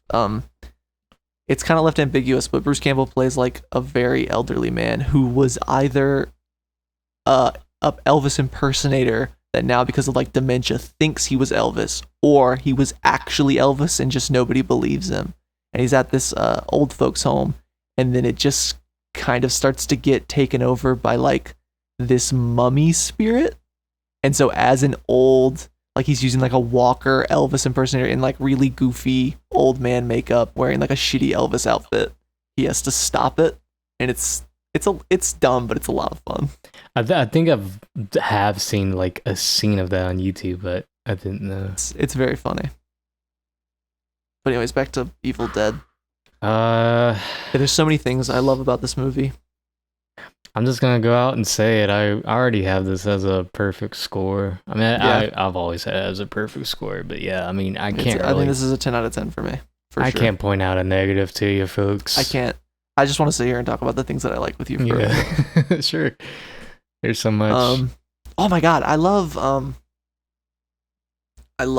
the boyfriend to the lady that shows up. Oh, I love when they show up and they immediately see the blood and the chainsaw, and they're like, "Oh my god, he killed my parents!" Because that's like, that's that what was you would their fucking cabin. think. Yeah. And then they throw him in the basement. I love the moment where they're listening to the tape. He's like, "And I buried her in the fruit cellar." And then she fucking digs out of it. Like, it's such a well done scene, and Bruce Campbell's just screaming. Apparently the shot of him falling down the stairs, like if you actually count the steps, he actually technically fell down it like 5 times. Like it's like 5 times the amount of steps he would actually fall down, because they just kept taking Bruce Campbell and throwing him in like down the steps into the cellar, because Sam Raimi just liked torturing Bruce Campbell. That is crazy. Yeah. They just took it. Oh, and apparently the dish scene, you know, where he's bashing his head with the dishes, Yes. that was improv from Bruce Campbell. I know that they had done a horror short previously called The Hamburger Helper Massacre, where Bruce Campbell he played the hamburger helper glove, but it was like he just went on a killing spree, and it was a lot of that, where it was just him like as the glove, like picking up a dish and slamming it against his face and stuff. But yeah, I believe that they just filled the kitchen with breakable shit and we're just like, go crazy. Yeah, apparently that was all He's improv. a great, you know, Raimi actor. was Like, he super can do- impressed. Yeah, he can do that shit so well. Yeah. I love when they cut off his hand. I was gonna say I love the boyfriend of the girl when they show up. Wait, the demon that he turns into, where he has like a ton of teeth and he starts like chewing on her hair. Dude, he is So- super creepy looking. Yeah. I know, and he's like floating around the room and shit. It's Like, so he was genuinely scary looking. cool. Whenever it's the mom in the fruit cellar, whenever she's in the like deadite form and it's like bloated, that is Sam Raimi's brother. Yeah. In the outfit, and there are scenes where you can see sweat dripping out of like the ear hole of the costume. Yeah, because he was so it was fucking hot. hell under that was hell. suit. Yeah. Oh my god, and I love when it turns into the long neck creature. Oh yeah. I love that. If there is one shot of that where they're like standing side by side, it's like a wide shot, and it's Mhm. like Jason and the Argonauts type shit, and it like kind of looks rough, but like for the most part, it looks seamless. Like it's good. Yeah, I could. And I love when really it's talking point to out- him. Yeah, I feel like there's actually more sort of flaws in Army of Darkness that you could like point out Yes. easily. Yeah. More so For than sure. Evil Dead 2. For sure. Even though it has like 3 times the budget of Evil Dead 2. Yeah, but it all went to getting that castle, I bet. Yeah, oh, absolutely. and it's I mean, And all those actors as well. yeah, they have an army on the good guy side, and they have to have an army of people, and they had to make an army of puppets for the bad guys. Like, yeah, it makes sense. Yeah. but we'll get there. There's still a lot of like flaws, like the little Bruce or the little ashes. You could tell were different. That's my least favorite and, part of that movie. Yeah. Um, and like the two-headed thing. Oh, we'll get into that later. We'll get into that later. But no, yeah, I mean, I'm a big fan of like torturing, not like torturing, but like putting your character through folks. putting your character through hell. Yeah. Like wounding, like making him cut off his own hand. Yes. Is a great character decision. One of my favorite parts of The Matrix is in the last one when they make Neo blind, because that just adds so much to him as a character, I think. Mm-hmm. Like to his journey, that now he's fucking physically deformed. Now it looks like they're just gonna retcon it or explain it away in the new one. Fourth one, yeah. Oh boy. That's a nobody sound clipped that, by the way. Fizgiig saying, "I love torture." Yeah, I do like putting characters through hell. I really enjoy when a movie does that, and I think that Yes. Ash Williams gets put through some hell. Absolutely. Bruce Campbell as well. Yeah, no, absolutely. Bruce Campbell probably more so than the character Ash Williams. There's like in the commentary they were like talking about like there was like scenes where they'd like punch Bruce Campbell and Sam Raimi would just be sitting there with the camera like hit him harder, he can take it. Oh my god. Yeah. How did Bruce respond And he to just this? took it. He was so happy to be there. It sounds like Bruce Campbell just loved it. Like it was hell, but like that's what you gotta do, I It's guess. the only thing you could do. I mean, there's certain things you can do with like friendships, you know. Yeah. I don't know the budget of this movie offhand. I think it's $3 million. Yeah, it's significantly more because they rebuilt the cabin in a gymnasium in Yes. in Waynesville. That's how he got trained by the bodybuilder. Yes, I think is what I read. it was just like a high school gym. Mhm. And it like they had like it was like on a high rise because they had the basement also built underneath it, and it was designed so that they could just flood it because you know there's scenes where they're just dumping fucking gallons of blood on Mhm. Bruce Campbell, and so it needed to be able to be like drained and shit. And it's just like I don't know, if I wasn't told that and I didn't know, I wouldn't know that it wasn't just filmed in that cabin. Right. It's very seamless. It's very seamless. They pointed out some things that now when I watch it, I'm like, oh yeah, I can tell. Like whenever like he's like looking out a window, you can like see that it's like fake trees. Like you can see that it's like clearly they're just Right. trying to hide the skyline from the window. Yeah. But then like when you see a wide shot, there's no trees that close. But it's like if it was in your motion, first you don't notice. Yeah. viewing with no context, it would I be- only noticed because they pointed it out to me, exactly like, in the commentary. Exactly. Yes. But yeah, it's amazing. And you know how like at a certain point in the movie they stop, it just like the blood becomes like green and black and all that Yes. stuff. Yeah. Do you know why they did that?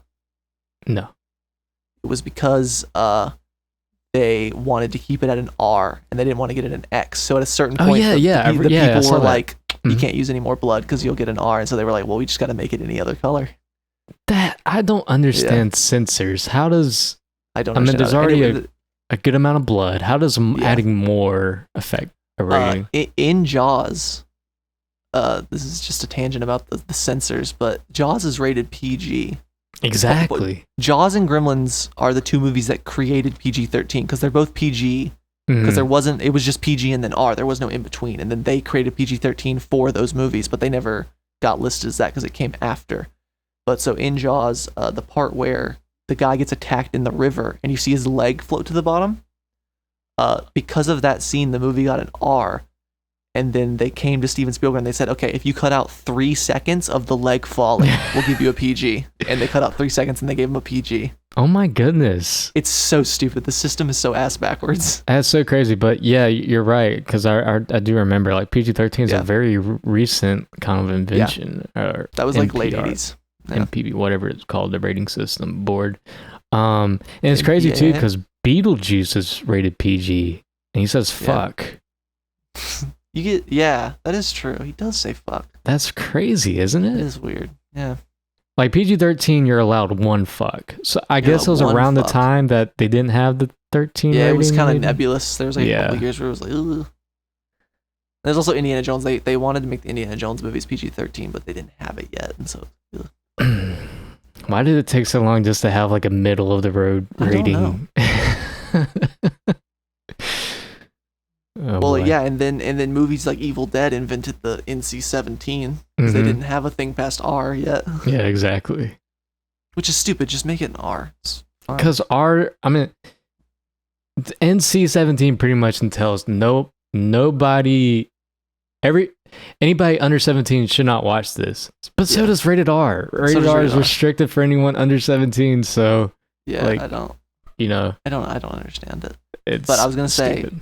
Sam Raimi has said that he's really happy that they did change the color because, like, when you're just caking red on somebody, at a certain point you start to notice that there's more. So when they start to switch colors, you can see that there is more shit being applied to Bruce Campbell. And they were talking about like they had to like put in scenes where Ash wiped shit off just because they wanted to put more on him.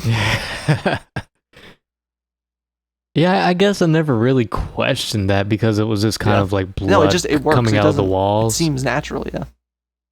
Oh my So- god, yeah, I love that part when he's the hands running around the room and then he shoots the wall and it just starts bleeding out slowly, yeah, and just, then he's fucking tumbling just around the room while geyser it's filling. blood. Yeah. It reminds me of Nightmare on Elm Street, the first one. Which part? I trying to forget remember. I the haven't seen character's Nightmare on name, but Elm Street in years. when he drags Johnny Depp into his Johnny bed Depp's and character then it gets, just explodes. Yes, he turns yeah. into a blood volcano. Yeah, exactly. That is, yeah. Very cool. Yeah. No, yeah, Evil Dead 2. Amazing. Amazing. Even it's stupid, but even the part where they go in the room and it's like the guy's like, "Help! I'm trapped in another dimension. You have to set me free." Yeah. That guy. Yeah, dad. yeah. That Even that I love. overlay, It's so the dad. Yeah. And then I love when they're like, "You're squeezing my hand too tight." He's like, "I'm not holding your hand." They look down. Everybody has to look down, even though you can Yeah, and see then- it in your peripheral vision. Yeah, that's kind of dumb. So good. I love the hand puppet. It's so good. It is so good. I love that they named her Bobby Joe and that the scene where he's just like, "Oh, Bobby!" And it's like, Joe! I love that. Oh, I love the scene. It's so funny when she's like, "Okay, I'll give you $20 to take us there, but you have to carry my bag." And then he looks in the back and it's like a little bag and he's like, "Okay." And then you see him walking and he's got this fucking huge crate on his back. And Sam Raimi said they just filled that with rocks. Like they wanted it to actually be heavy, so they just filled it with rocks. Jeez, it sounds like Yeah. he just wants to torture everybody. I hope he didn't torture Tobey Maguire. Oh, I'm sure he did. Oh, apparently the crew, especially on Spider-Man 1, hated Tobey Maguire. Really? The actor that played Flash, somebody on the crew was like, "Hey, I'll give you $100 if you just, in this scene, you just actually punch Tobey Maguire in the face." And then he was like, "If I punched Spider-Man in the face, I would never work in Hollywood again." Why? We didn't do it. Why all the hate for Toby, man? Yeah, well, I think it was just, he's like a big star. He was like a big hot shot. I And think he they has kind a of got the punchable vibe that face. that he felt like he was better than them. Yeah. But apparently Sam Raimi really liked him. I like Tobey Maguire. I like Tobey Maguire. He's my favorite Spider-Man. Absolutely. I don't care if he looks like he's 40. It doesn't bother me. I mean, I if you wasn't look thinking about back it at when I was the a kid, I first don't one, think like about it. that is like a running joke, like, haha, 40-year-old man. I mean, he Yeah. wasn't actually He- 40, but he he was like close to looks- 30. No, yeah. He looks older than the teacher of the class. Yeah. The quiet black guy that walks up and he's like, "You were talking during that whole guy's entire lecture." That guy. I love that guy. I love that scene where Mary Jane's like, "You're old enough to be my dad." Yeah. That's crazy if Tobey That is Maguire crazy. could be old enough to be Kristen Dunst's dad. Anyway, we're getting off topic. We're getting off talking about other Sam Raimi stuff. Exactly. Which is so fun to do. Oh, apparently in this one, they were going to try and kind of redo the tree scene from the first one, but they were going to have it drag. It was going to be a tree with a mouth, and it was going to drag her into its mouth. And the way they did it was like reverse photography. And apparently, I think they like shot it, and then Sam Raimi didn't like the way it turned out, so it didn't make it into the movie.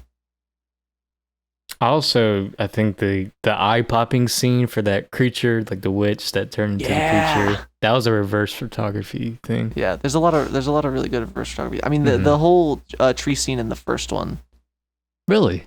is when the vines are crawling up her. Right.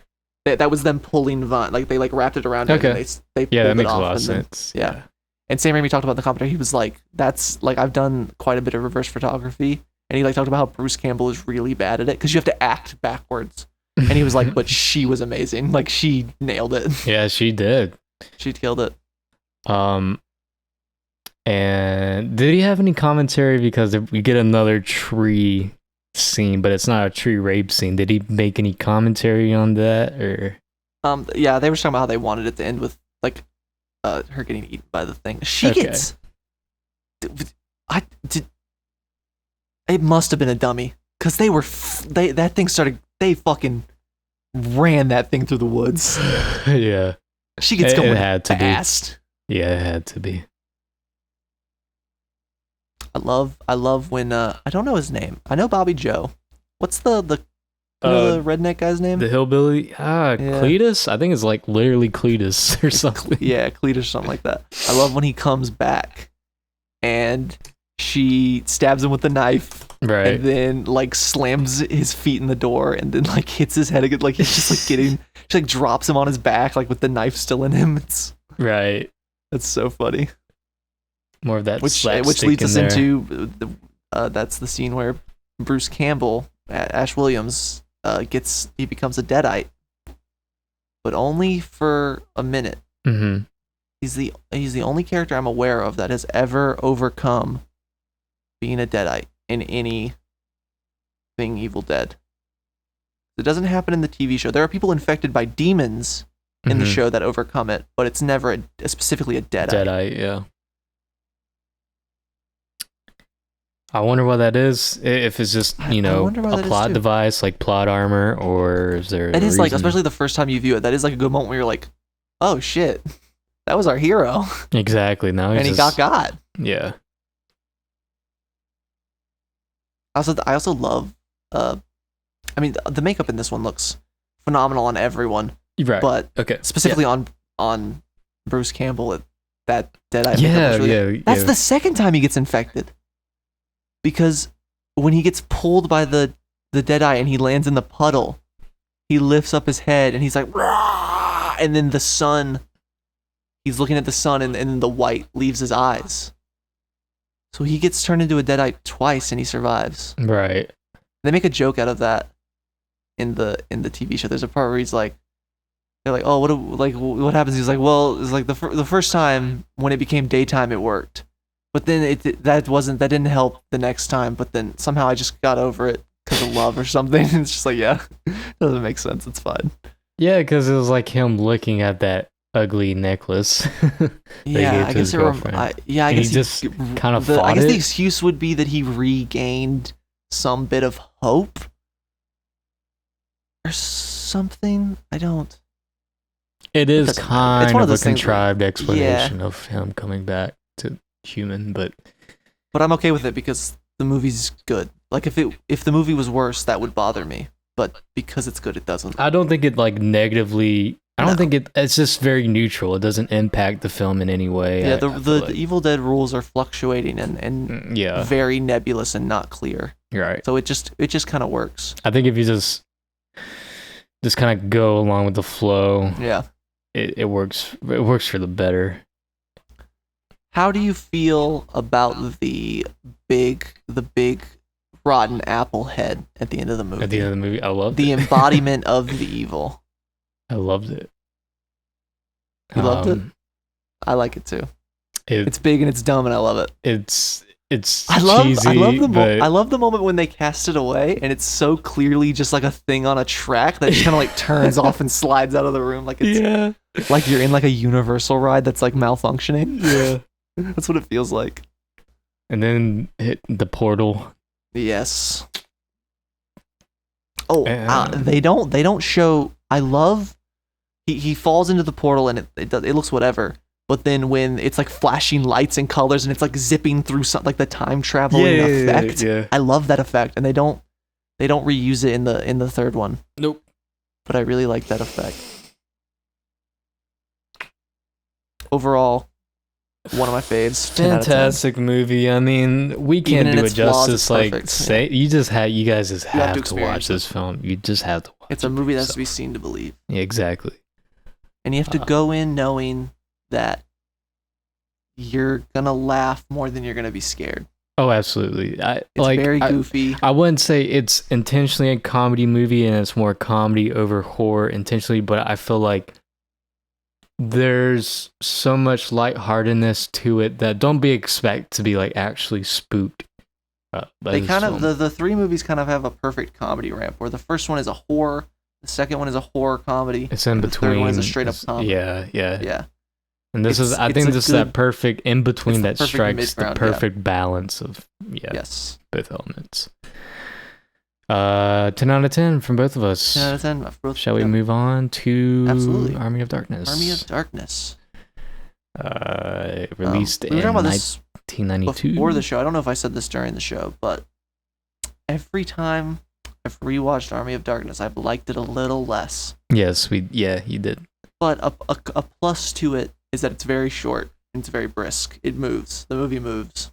Oh my gosh, this is probably the most digestible film in the trilogy.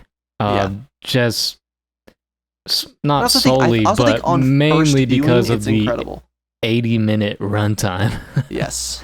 So this is super short and it's refreshing. All three of these movies are refreshing because now we just get films that just feel the need to be 2 hour plus.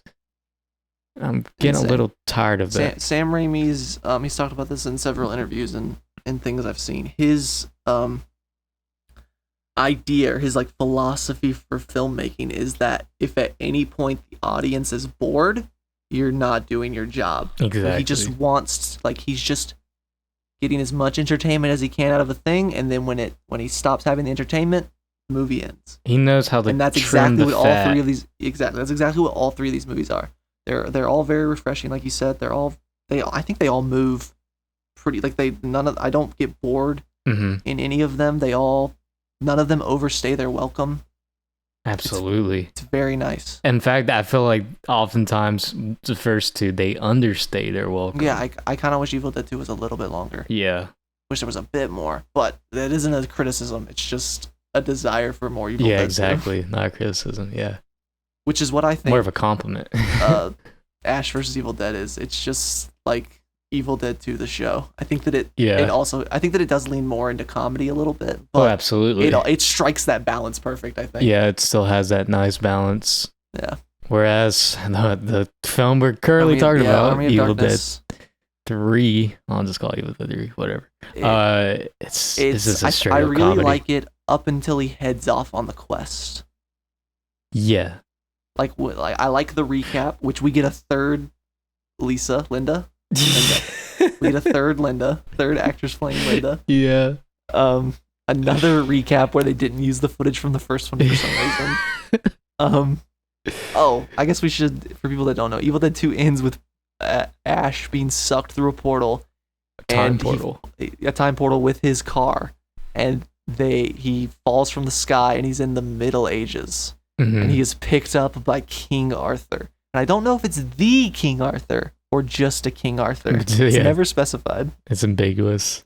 And I like to believe that it's the King Arthur. And like this, the way the third one starts and the second one ends, they're kind of pretty different. I mean, this is like a pretty 5-year gap, 4-year gap, something like that. It's a pretty big gap, but yeah, just even like color wise. Yeah, I think the first one ends very gray.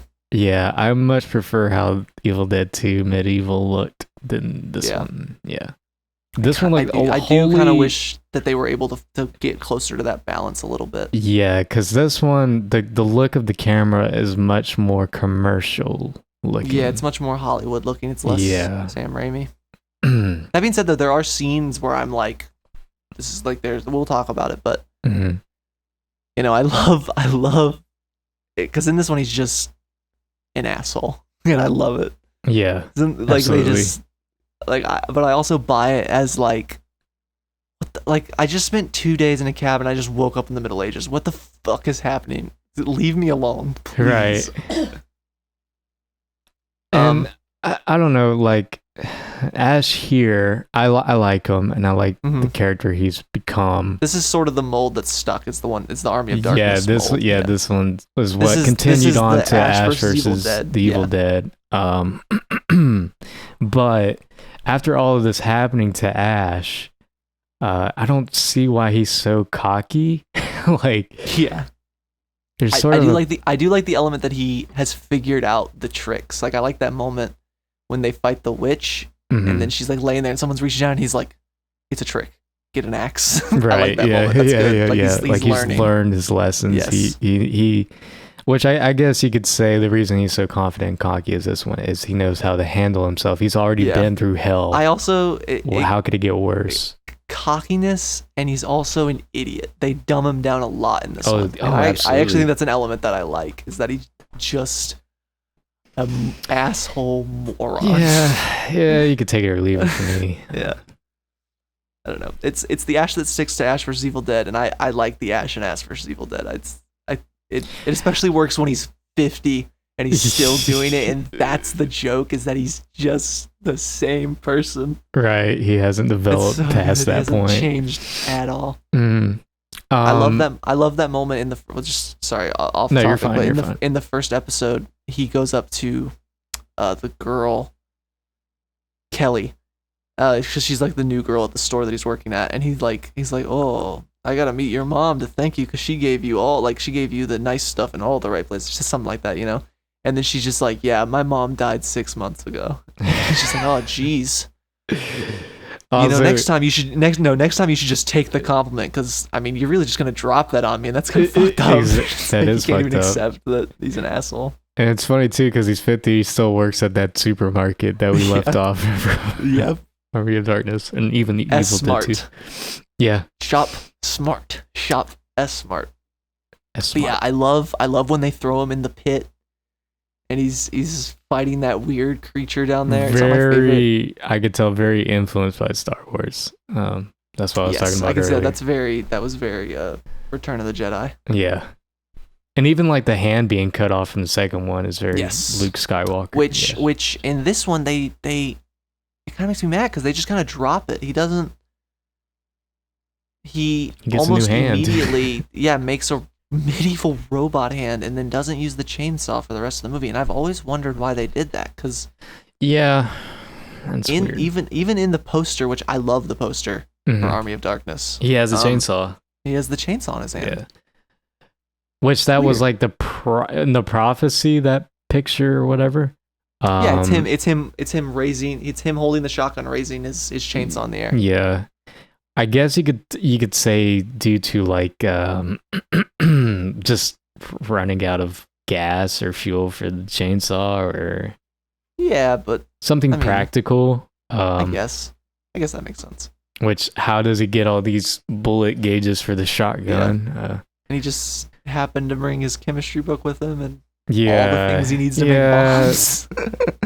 Like, that's fine. I'm okay with that. Yeah, I like this film, don't get me wrong, but I feel like it does border on schlock. Just yeah.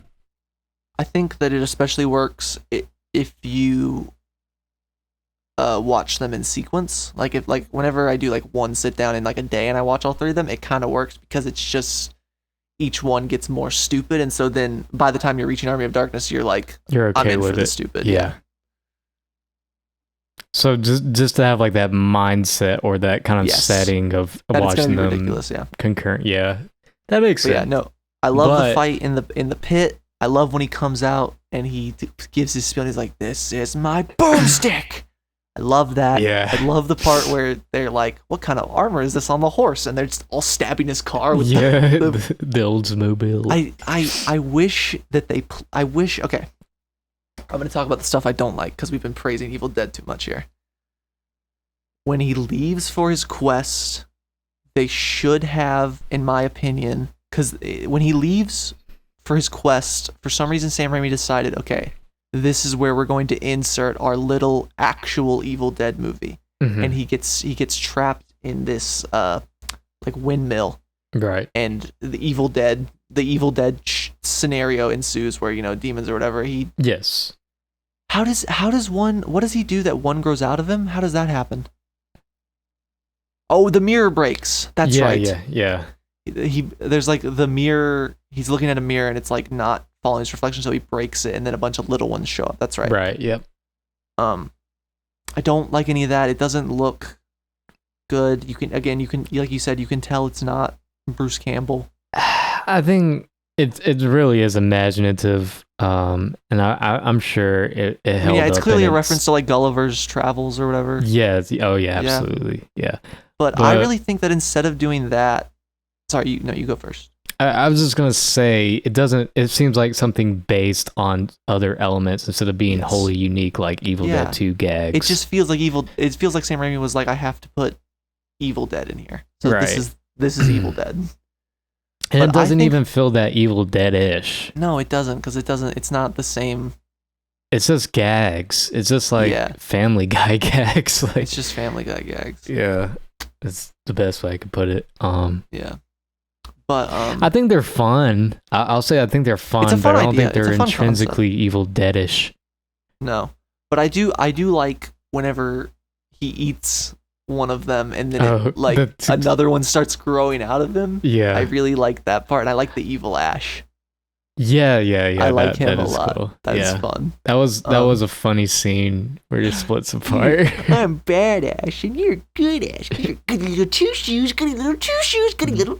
I love that part. He just shoots him in the face. Good. Yeah, better good. I'm the one with the gun. Good, bad. I'm the guy with the gun. I love that line. Yeah, some stuff is really, really good, but I think the movie as a whole is just kind of But average. So my idea would be that I think that during that chunk, this would make the movie longer, I think, but maybe for the better. I think that chunk should have been, because we're in the Middle Ages, we're doing a medieval fantasy movie. That's the idea, is that Ash Williams gets stuck in a medieval fantasy movie. They should have given him a merry party of people to interact with, because that's the best part of the movie, is when he's bouncing off of the idiot of villagers that are actually smarter than him, but he's like talking down to them. Yeah, it calls them primates. It calls them primates. Yeah, that's the best part of the movie. So they should have given him like a little merry party of people, and they should have made him go through like classic King Arthur story, like trials to get to the graveyard. And then I think that would have worked a lot better. And that would have led to a lot more comedy. Yeah, I like that idea. Delving more into the medieval aspect. Lean more into that it's medieval, yeah. Yeah. Apparently there's like a much longer cut of this film, but like studio interference made it edit it down. Huh. I would love to see that one day. Apparently it's like super long, like 180-minute or something crazy like that. I would watch the shit out of that. So maybe it does actually delve into like what your scenario you're speaking of. Maybe the studio went to Sam Raimi and said, we hate this. We want you to put Evil Dead here. Right. Like, okay. Got to put a cabin in the woods. But yeah, but I love that. I love his cockiness and his stupidity when they're like, click to Narata Victu, and he's like, yeah, I know your damn words. I pretty much said it. Rata, rata. I love that moment. And I love that he doesn't do it before grabbing any of the other books, which also I like that part. I like when he gets sucked in. Doesn't he go inside one fully and then comes back out? And then I love when it draws his face down and it bites him. Yeah. Which I don't know if that was an inspiration for the book in Harry Potter that bites people. Oh, that makes sense. Yeah. But it's very similar to that, like when it's flying and stuff. Mm-hmm. Absolutely. You never know, you know? You never know. You could probably like have a deep dive on J.K. Rowling interviews or something, or articles. Yeah, and then I love when he gets back to the village and he's like, I'm like, I don't care. I did the thing that you told me to. I don't care if I mess it up. Send me home. And then the girl's like, but you said all those nice things. And he's like, oh, that's his pillow talk, baby. That's what we call pillow talk. And I love when he's eating and she comes up to him and he's like, first you want to kiss? No, first you want to kill me. Yeah, now you want to kiss me. Hello. That's so good. There are, like you said, there's some standout moments. Bruce Campbell is the standout. Absolutely. He kills it. He's doing his best. But that ultimately doesn't make a great film. It doesn't ultimately make a great film. I think that I actually really like the siege at the end. And I did a little investigation the last time I rewatched it. Not the time that I rewatched it for this, but like last year when I rewatched it. And Peter Jackson has said that he actually took like a lot of inspiration from this siege for the Battle of Helm's Deep. Like the way that he like shot it, and like the way that they like kind of constructed the way that like the enemies storm in and stuff. Yeah, and like when I watched it, I could see it. I was like, oh yeah, I totally get that with the way that like they build towards like the battering ram and the ladders on the wall and stuff. Which I mean, it's just a thing that they would do during sieges, but the way that it's kind of I can see it, and I think that's really cool. There are like some shots that I'm like, oh, that's straight out of Army of Darkness. Like that's the like composition of that is like straight out of the movie, and I don't know, I think that's really cool. Super influential trilogy. Trilogy. Yeah, no, for how little you actually hear people talk about it, it's crazy how influential it was. Yeah, it's a shame really, because you see like Halloween horror or whatever horror list on YouTube, you don't really see it brought up that much. That's the thing though, you can argue that like your Nightmare on Elm Street, your Friday the 13th, your Halloween's like fucked horror for like a long time, like throughout the whole 80s, because it just became a slasher bonanza. Right. And I think that Evil Dead is like one of the few things during that time periods that like fucking did good for the genre, and like fucking moved it did forward. Its best. Yeah. Which I mean, we've come to a standstill. The current landscape of horror is just kind of we're all just waiting for the next Hereditary, for the next Midsommar. Yeah. Well, I think I discussed with you. I didn't really like Midsommar that much, but yeah, Hereditary, I'm fully on board with. Yeah. Well, not that I didn't like Midsommar, but I'm very split on it. I need to watch it again, but I was very I think both those movies are very good. But yeah. But I also think that that's the sign that we're stuck is also a sign that just like cinema is stuck currently because of we had to take a year off, and so everyone's just kind of trying to get the reins back a little bit. And the best we got out of that was Black Widow. And what are you talking about? We got the Tom and Jerry movie. Oh yeah, the Tom and Jerry movie. Sorry. Oh, and Wonder Woman 1984, and tons of great films. Love that movie. Tons of great films to be birthed from pandemic. Tenet. Yeah. But I do think it's like we said, it's the weakest of the three. Absolutely. It's the weakest of all of them. Absolutely. I think of every incarnation of TV Evil show, Dead. remake, trilogy. I think that it's the weakest one. But I do think it's the one that stands on its own the most. You can just like show someone Army of Darkness and it's like moderately funny. Yeah. And then I also think that helps because the first time I watched it, I didn't mind the part where he was stuck in the cabin because I hadn't seen Evil Dead, so I didn't know how good it could be. And so I was like, this is fun. And I think that for me, it was a great introduction to Evil Dead. It really, I don't know, it set my tone and expectations pretty well. Even though I was surprised when I watched the first one, but like the level of like creativity and goofiness. My headspace when I first watched this, I was an early teen because I got into the Evil Dead series as a preteen, and I went through them chronologically. And I think just at the time for my tastes, I like the goofy insaneness of 2 so much that I was on board with Army of Darkness because it was just like just solely that pretty much. So I was like it's a perfect ramp. Yeah, it was like insanity. Yeah, it was like, this is awesome. But I think the first time I watched it, I feel differently now. Yeah, like I said, every time I watch it, it's like a little bit because I start to notice a little bit of it that I'm like, oh, I wish like. Not only that, it's like very structured as like every movie in the 90s. Like yes, it has. Yeah, that's a whereas very Evil big Dead drawback. 1 and Evil Dead 2 don't really have a traditional structure. They're very unorthodox. Yes, they're very unorthodox. They're kind of just this is what's happening. This is just kind of like if like Sam Raimi making a commercial film. This is very commercial. Well, did you ever see Oz the Great and Powerful? I have not. Sam Raimi directed, and it's the perfected Army of Darkness. Really? because it's Oz falls from the sky into this world, and they're like, oh, you're our savior, and then he gets all cocky and he's an asshole and he's an idiot, and then he goes to try and they like sending him on a quest to save them. He ends up making it worse, and then at the end he uses his magicianry to sort of cobble together this way to defend these people, and it's just Army of Darkness again, but like better because I think it's because that middle chunk plays with the fact that he's in Oz more and less with just we have to do Evil Dead. Right. I think that he actually like I don't know. Yeah, I rewatched because I saw it in theaters and I didn't remember it, and then I learned that it was a Sam Raimi movie, and I was like, well, now I have to rewatch it, and so I did, and I was like, actually, this is kind of pretty good. Like, it's not great, but like it does feel like Sam Raimi was like, I want a second try at Army of Darkness. Ooh, and that reminds me of Drag Me to Hell. Oh my god, I love Drag Me to Hell. I love Drag. Yeah, me too. Oh my god.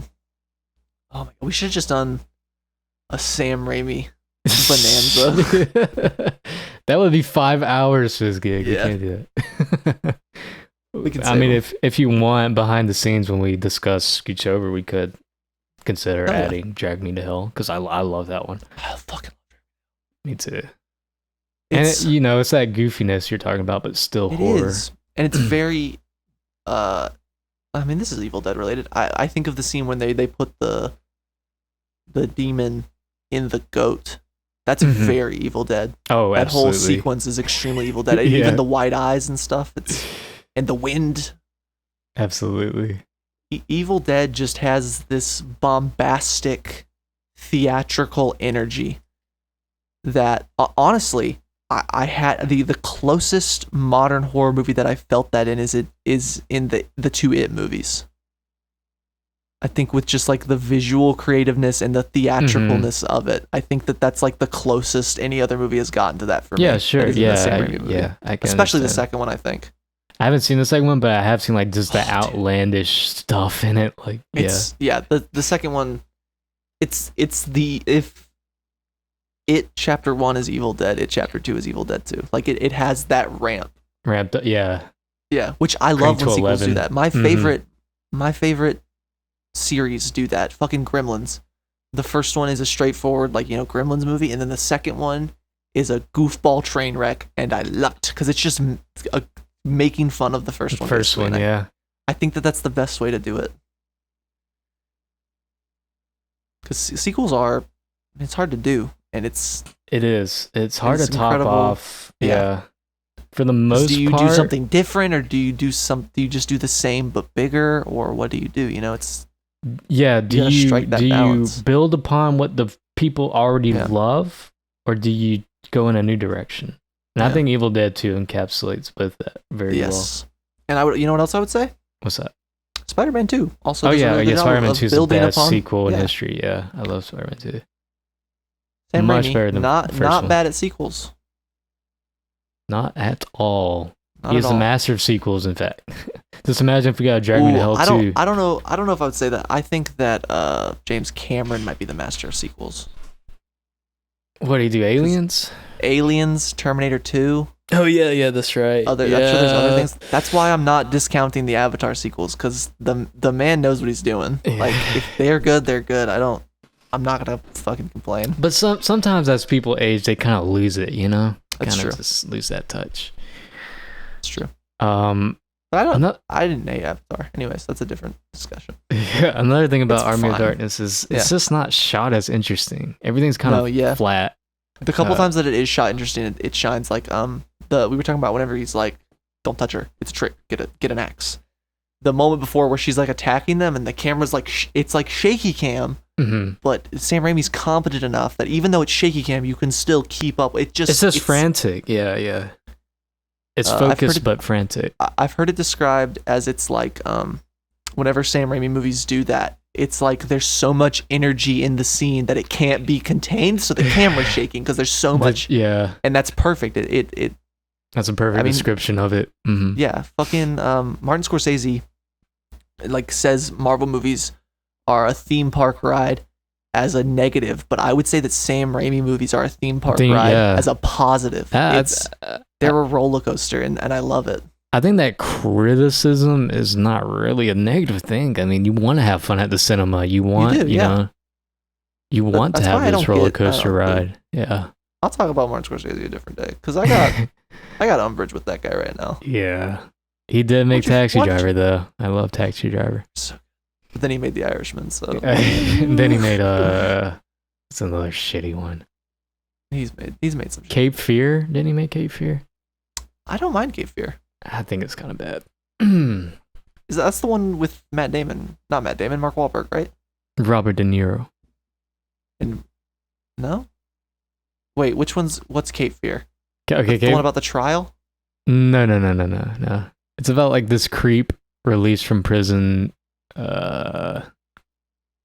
He just like torments this family. I forget for the reason, maybe wrongfully incarcerated. I can't remember the story, but Okay, I think I'm thinking of a different movie, but there's a movie. I don't think it's Robert De Niro, but you're probably thinking of a different movie. Yeah. I am, but it's Mark Wahlberg, and he's dating the main guy's daughter, and then the main guy's like, "I don't fucking like you," and I think that in the movie he finds out that he was an ex-con, and then there's a scene where they're like standing on the side of the road, and then maybe it's not even Mark Wahlberg, and he just starts beating his chest to like leave a mark, and then so like the next time he like sees the girlfriend, he's like, "Yeah, your dad punched me in the chest, but he left the mark there himself." I actually have no idea what you're talking about. Okay, yeah, it's probably not Cape Fear then. I don't know what it is. Cape Fear is a remake of a 1962 thriller. When attorney Sam Bowden knowingly withholds evidence that could acquit violent sex offender Max Cady, played by Robert De Niro, of rape charges, Max spends 14 years in prison, but after Max's release, knowing about Sam's deceit, he devotes his life to stalking and destroying the Bowden family. So, yeah, pretty much that. It's kind of schlocky. It's kind of, Sorry, now I'm trying to figure out what the movie I was talking about was. I'm trying to figure that out too. I'm pretty sure it was Mark Wahlberg. It 100% might have not been. Mark Wahlberg. Mark Wahlberg. What can you say about that guy? We've hit the 2-hour mark. Is there more we can discuss here, or? Oh, it's just the movie I'm thinking of is just called Fear. Okay. Fear. Mark Wahlberg. Okay. No, I think that I've said my piece. Overall, I'm a big fan. The Evil Dead franchise is definitely my favorite horror franchise. Evil Dead 2, favorite horror movie. Mm-hmm. Oh, did we give a rating for Army of Darkness? Not yet. Yeah, I was just gonna go into that. Before we wrap things up here, folks. It's the way that it's structured is much more commercial, but also how it's grouped together feels pretty inorganic. It doesn't flow as nicely, but I will say it's a very digestible film at a runtime of only 80 minutes. It's very easy to sit through, and it is an entertaining movie. I won't dispute that, but it feels like every movie in the 90s was trying to fit this formula, and it makes I feel like this movie falls victim to that. Yeah, and I personally don't blame that on Sam Raimi or Bruce Campbell or any of those people. I think that it's a victim of its budget. Like, I think that because it had such a high budget, the studio definitely had more control because they were funding it. Yes, absolutely. This is the first one that went through like a proper studio. Yeah. Like, in the commentary for Evil Dead 2, they were talking about they had to make a fake production company to like do their taxes through for the movie because they were just doing it themselves. Yeah. And there's like a logo that shows up, and they were like, "Oh yeah, we just I remember that. We had that to. Is yeah, not the like real. flower petal. It's that really, is it's not a good real. fucking logo. I mean, you can still tell the passion is still there, and he wants to tell the story. I just don't think it was handled the best. No. And I think that if Sam Raimi had had his way, it would be much more in line tonally with the TV show. Makes sense. Yeah. And like the Deadites are just boring here, which is like one of the main attractions of Evil Dead. Yeah, because they're just skeletons. They're just skeletons. There's no cool Deadites in this one, and that's part of that is because the studio wanted PG-13. Mm-hmm. They didn't want it to be R. They were like, if we're gonna do a medieval fantasy movie, it needs to be able to be a family movie. Okay. Yeah. That's like Weird saying way to take your Evil we gotta Dead make sequel. Friday the 13th the next one more family Yeah. friendly. Yeah.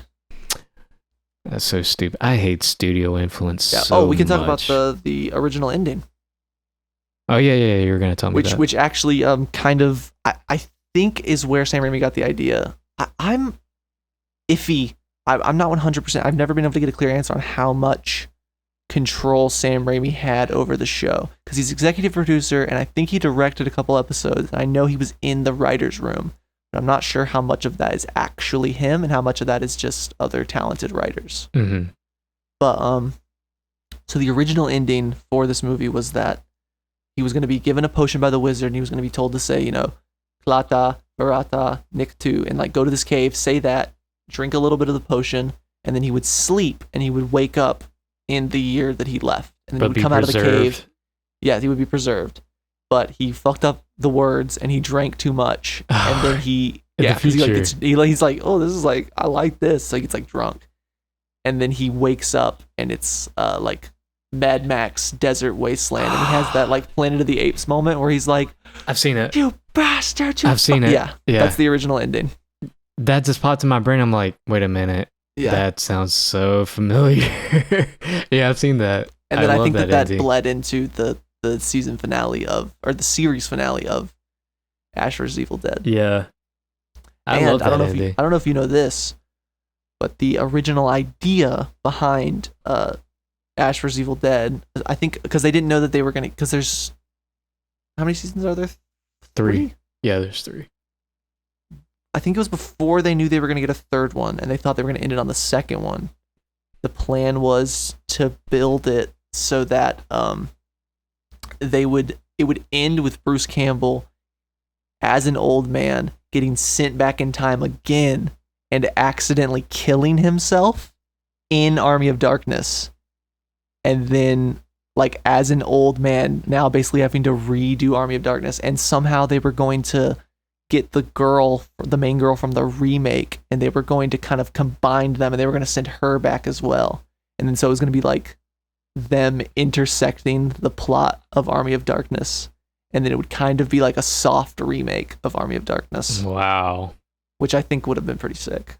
That would be pretty sick, but Yeah, but it never. with that being it was a said, pipe that dream. It was is just like in ambitious talk. and I like it, but Yeah. I'm so tired of like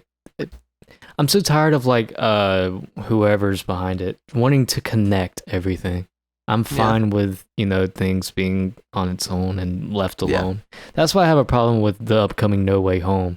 Like the Green Goblin and Doc Ock storyline were wrapped up perfectly in 1 and 2. And I don't want to see them back. Why? I don't care. My hope is that it just so nostalgia. happens that they look like them. It's not. It's Yeah. not actually. That's going to be my logic. It's not actually them. It's a different Doc Ock that looks like that Doc Ock.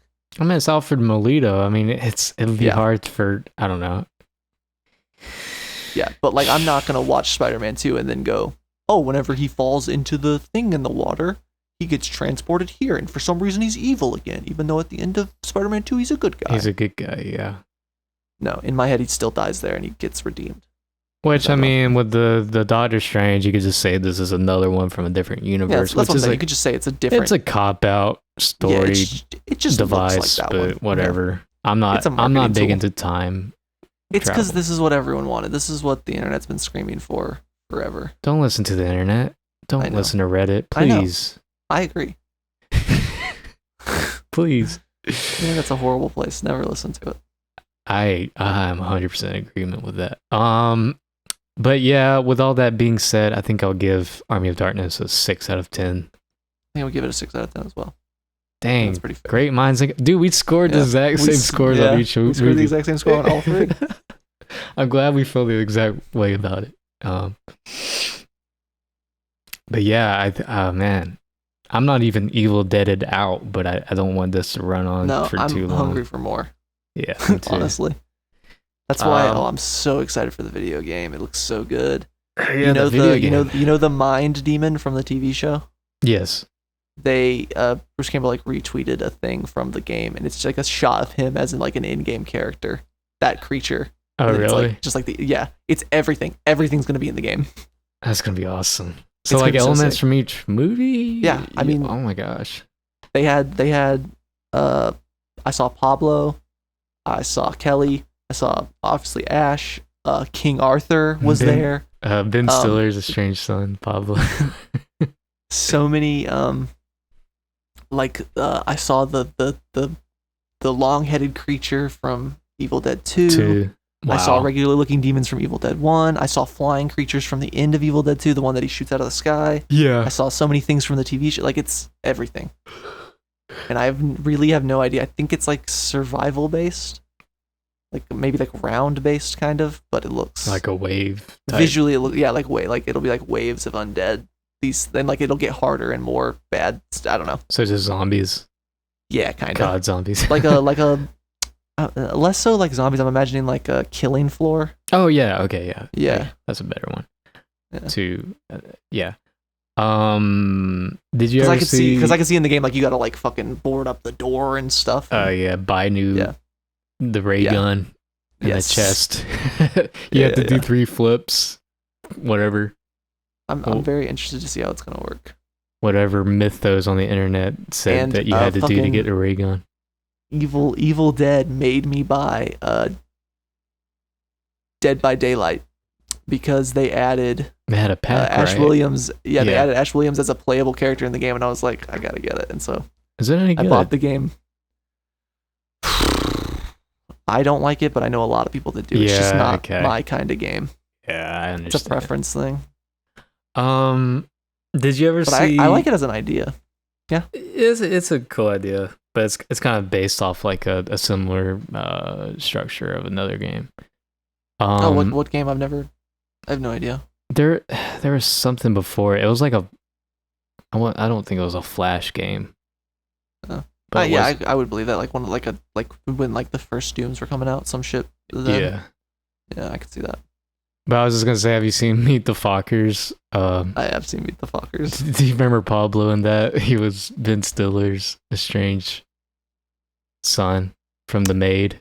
Actually, you know what? I've never seen Meet the Fockers. I've seen the first one. Meet the Parents. Okay. Meet the Parents. I've never seen Meet the Fockers. So you know how Pablo kind of looks like Ben Stiller? Yeah. Well, that was actually a plot device in Meet the Fockers from they had a Mexican maid. That's really funny. I love Pablo in the TV show. Me too. Anyway, I think that's it. This has been the first episode of SCOOJTOBER, but also the 29th episode overall. We all thank you for watching and tuning in. Have we decided on what movie we're going to cover next? Because I usually like to have the audience. I don't think we have, but we can discuss it right now. What are you thinking? Gremlins? Ooh, yes. I like that. Gremlins 1 or do you want to save that for and 2, Christmas? Because it is kind of a Christmas movie. We could do both if you wanted. Yeah, we could do both in the same episode. I actually rewatched them like a month before I moved out here. So I've seen them not that long ago. Yeah. I guess next episode will be Gremlins. Stay tuned for that. And yeah, see you in the next episode. See ya.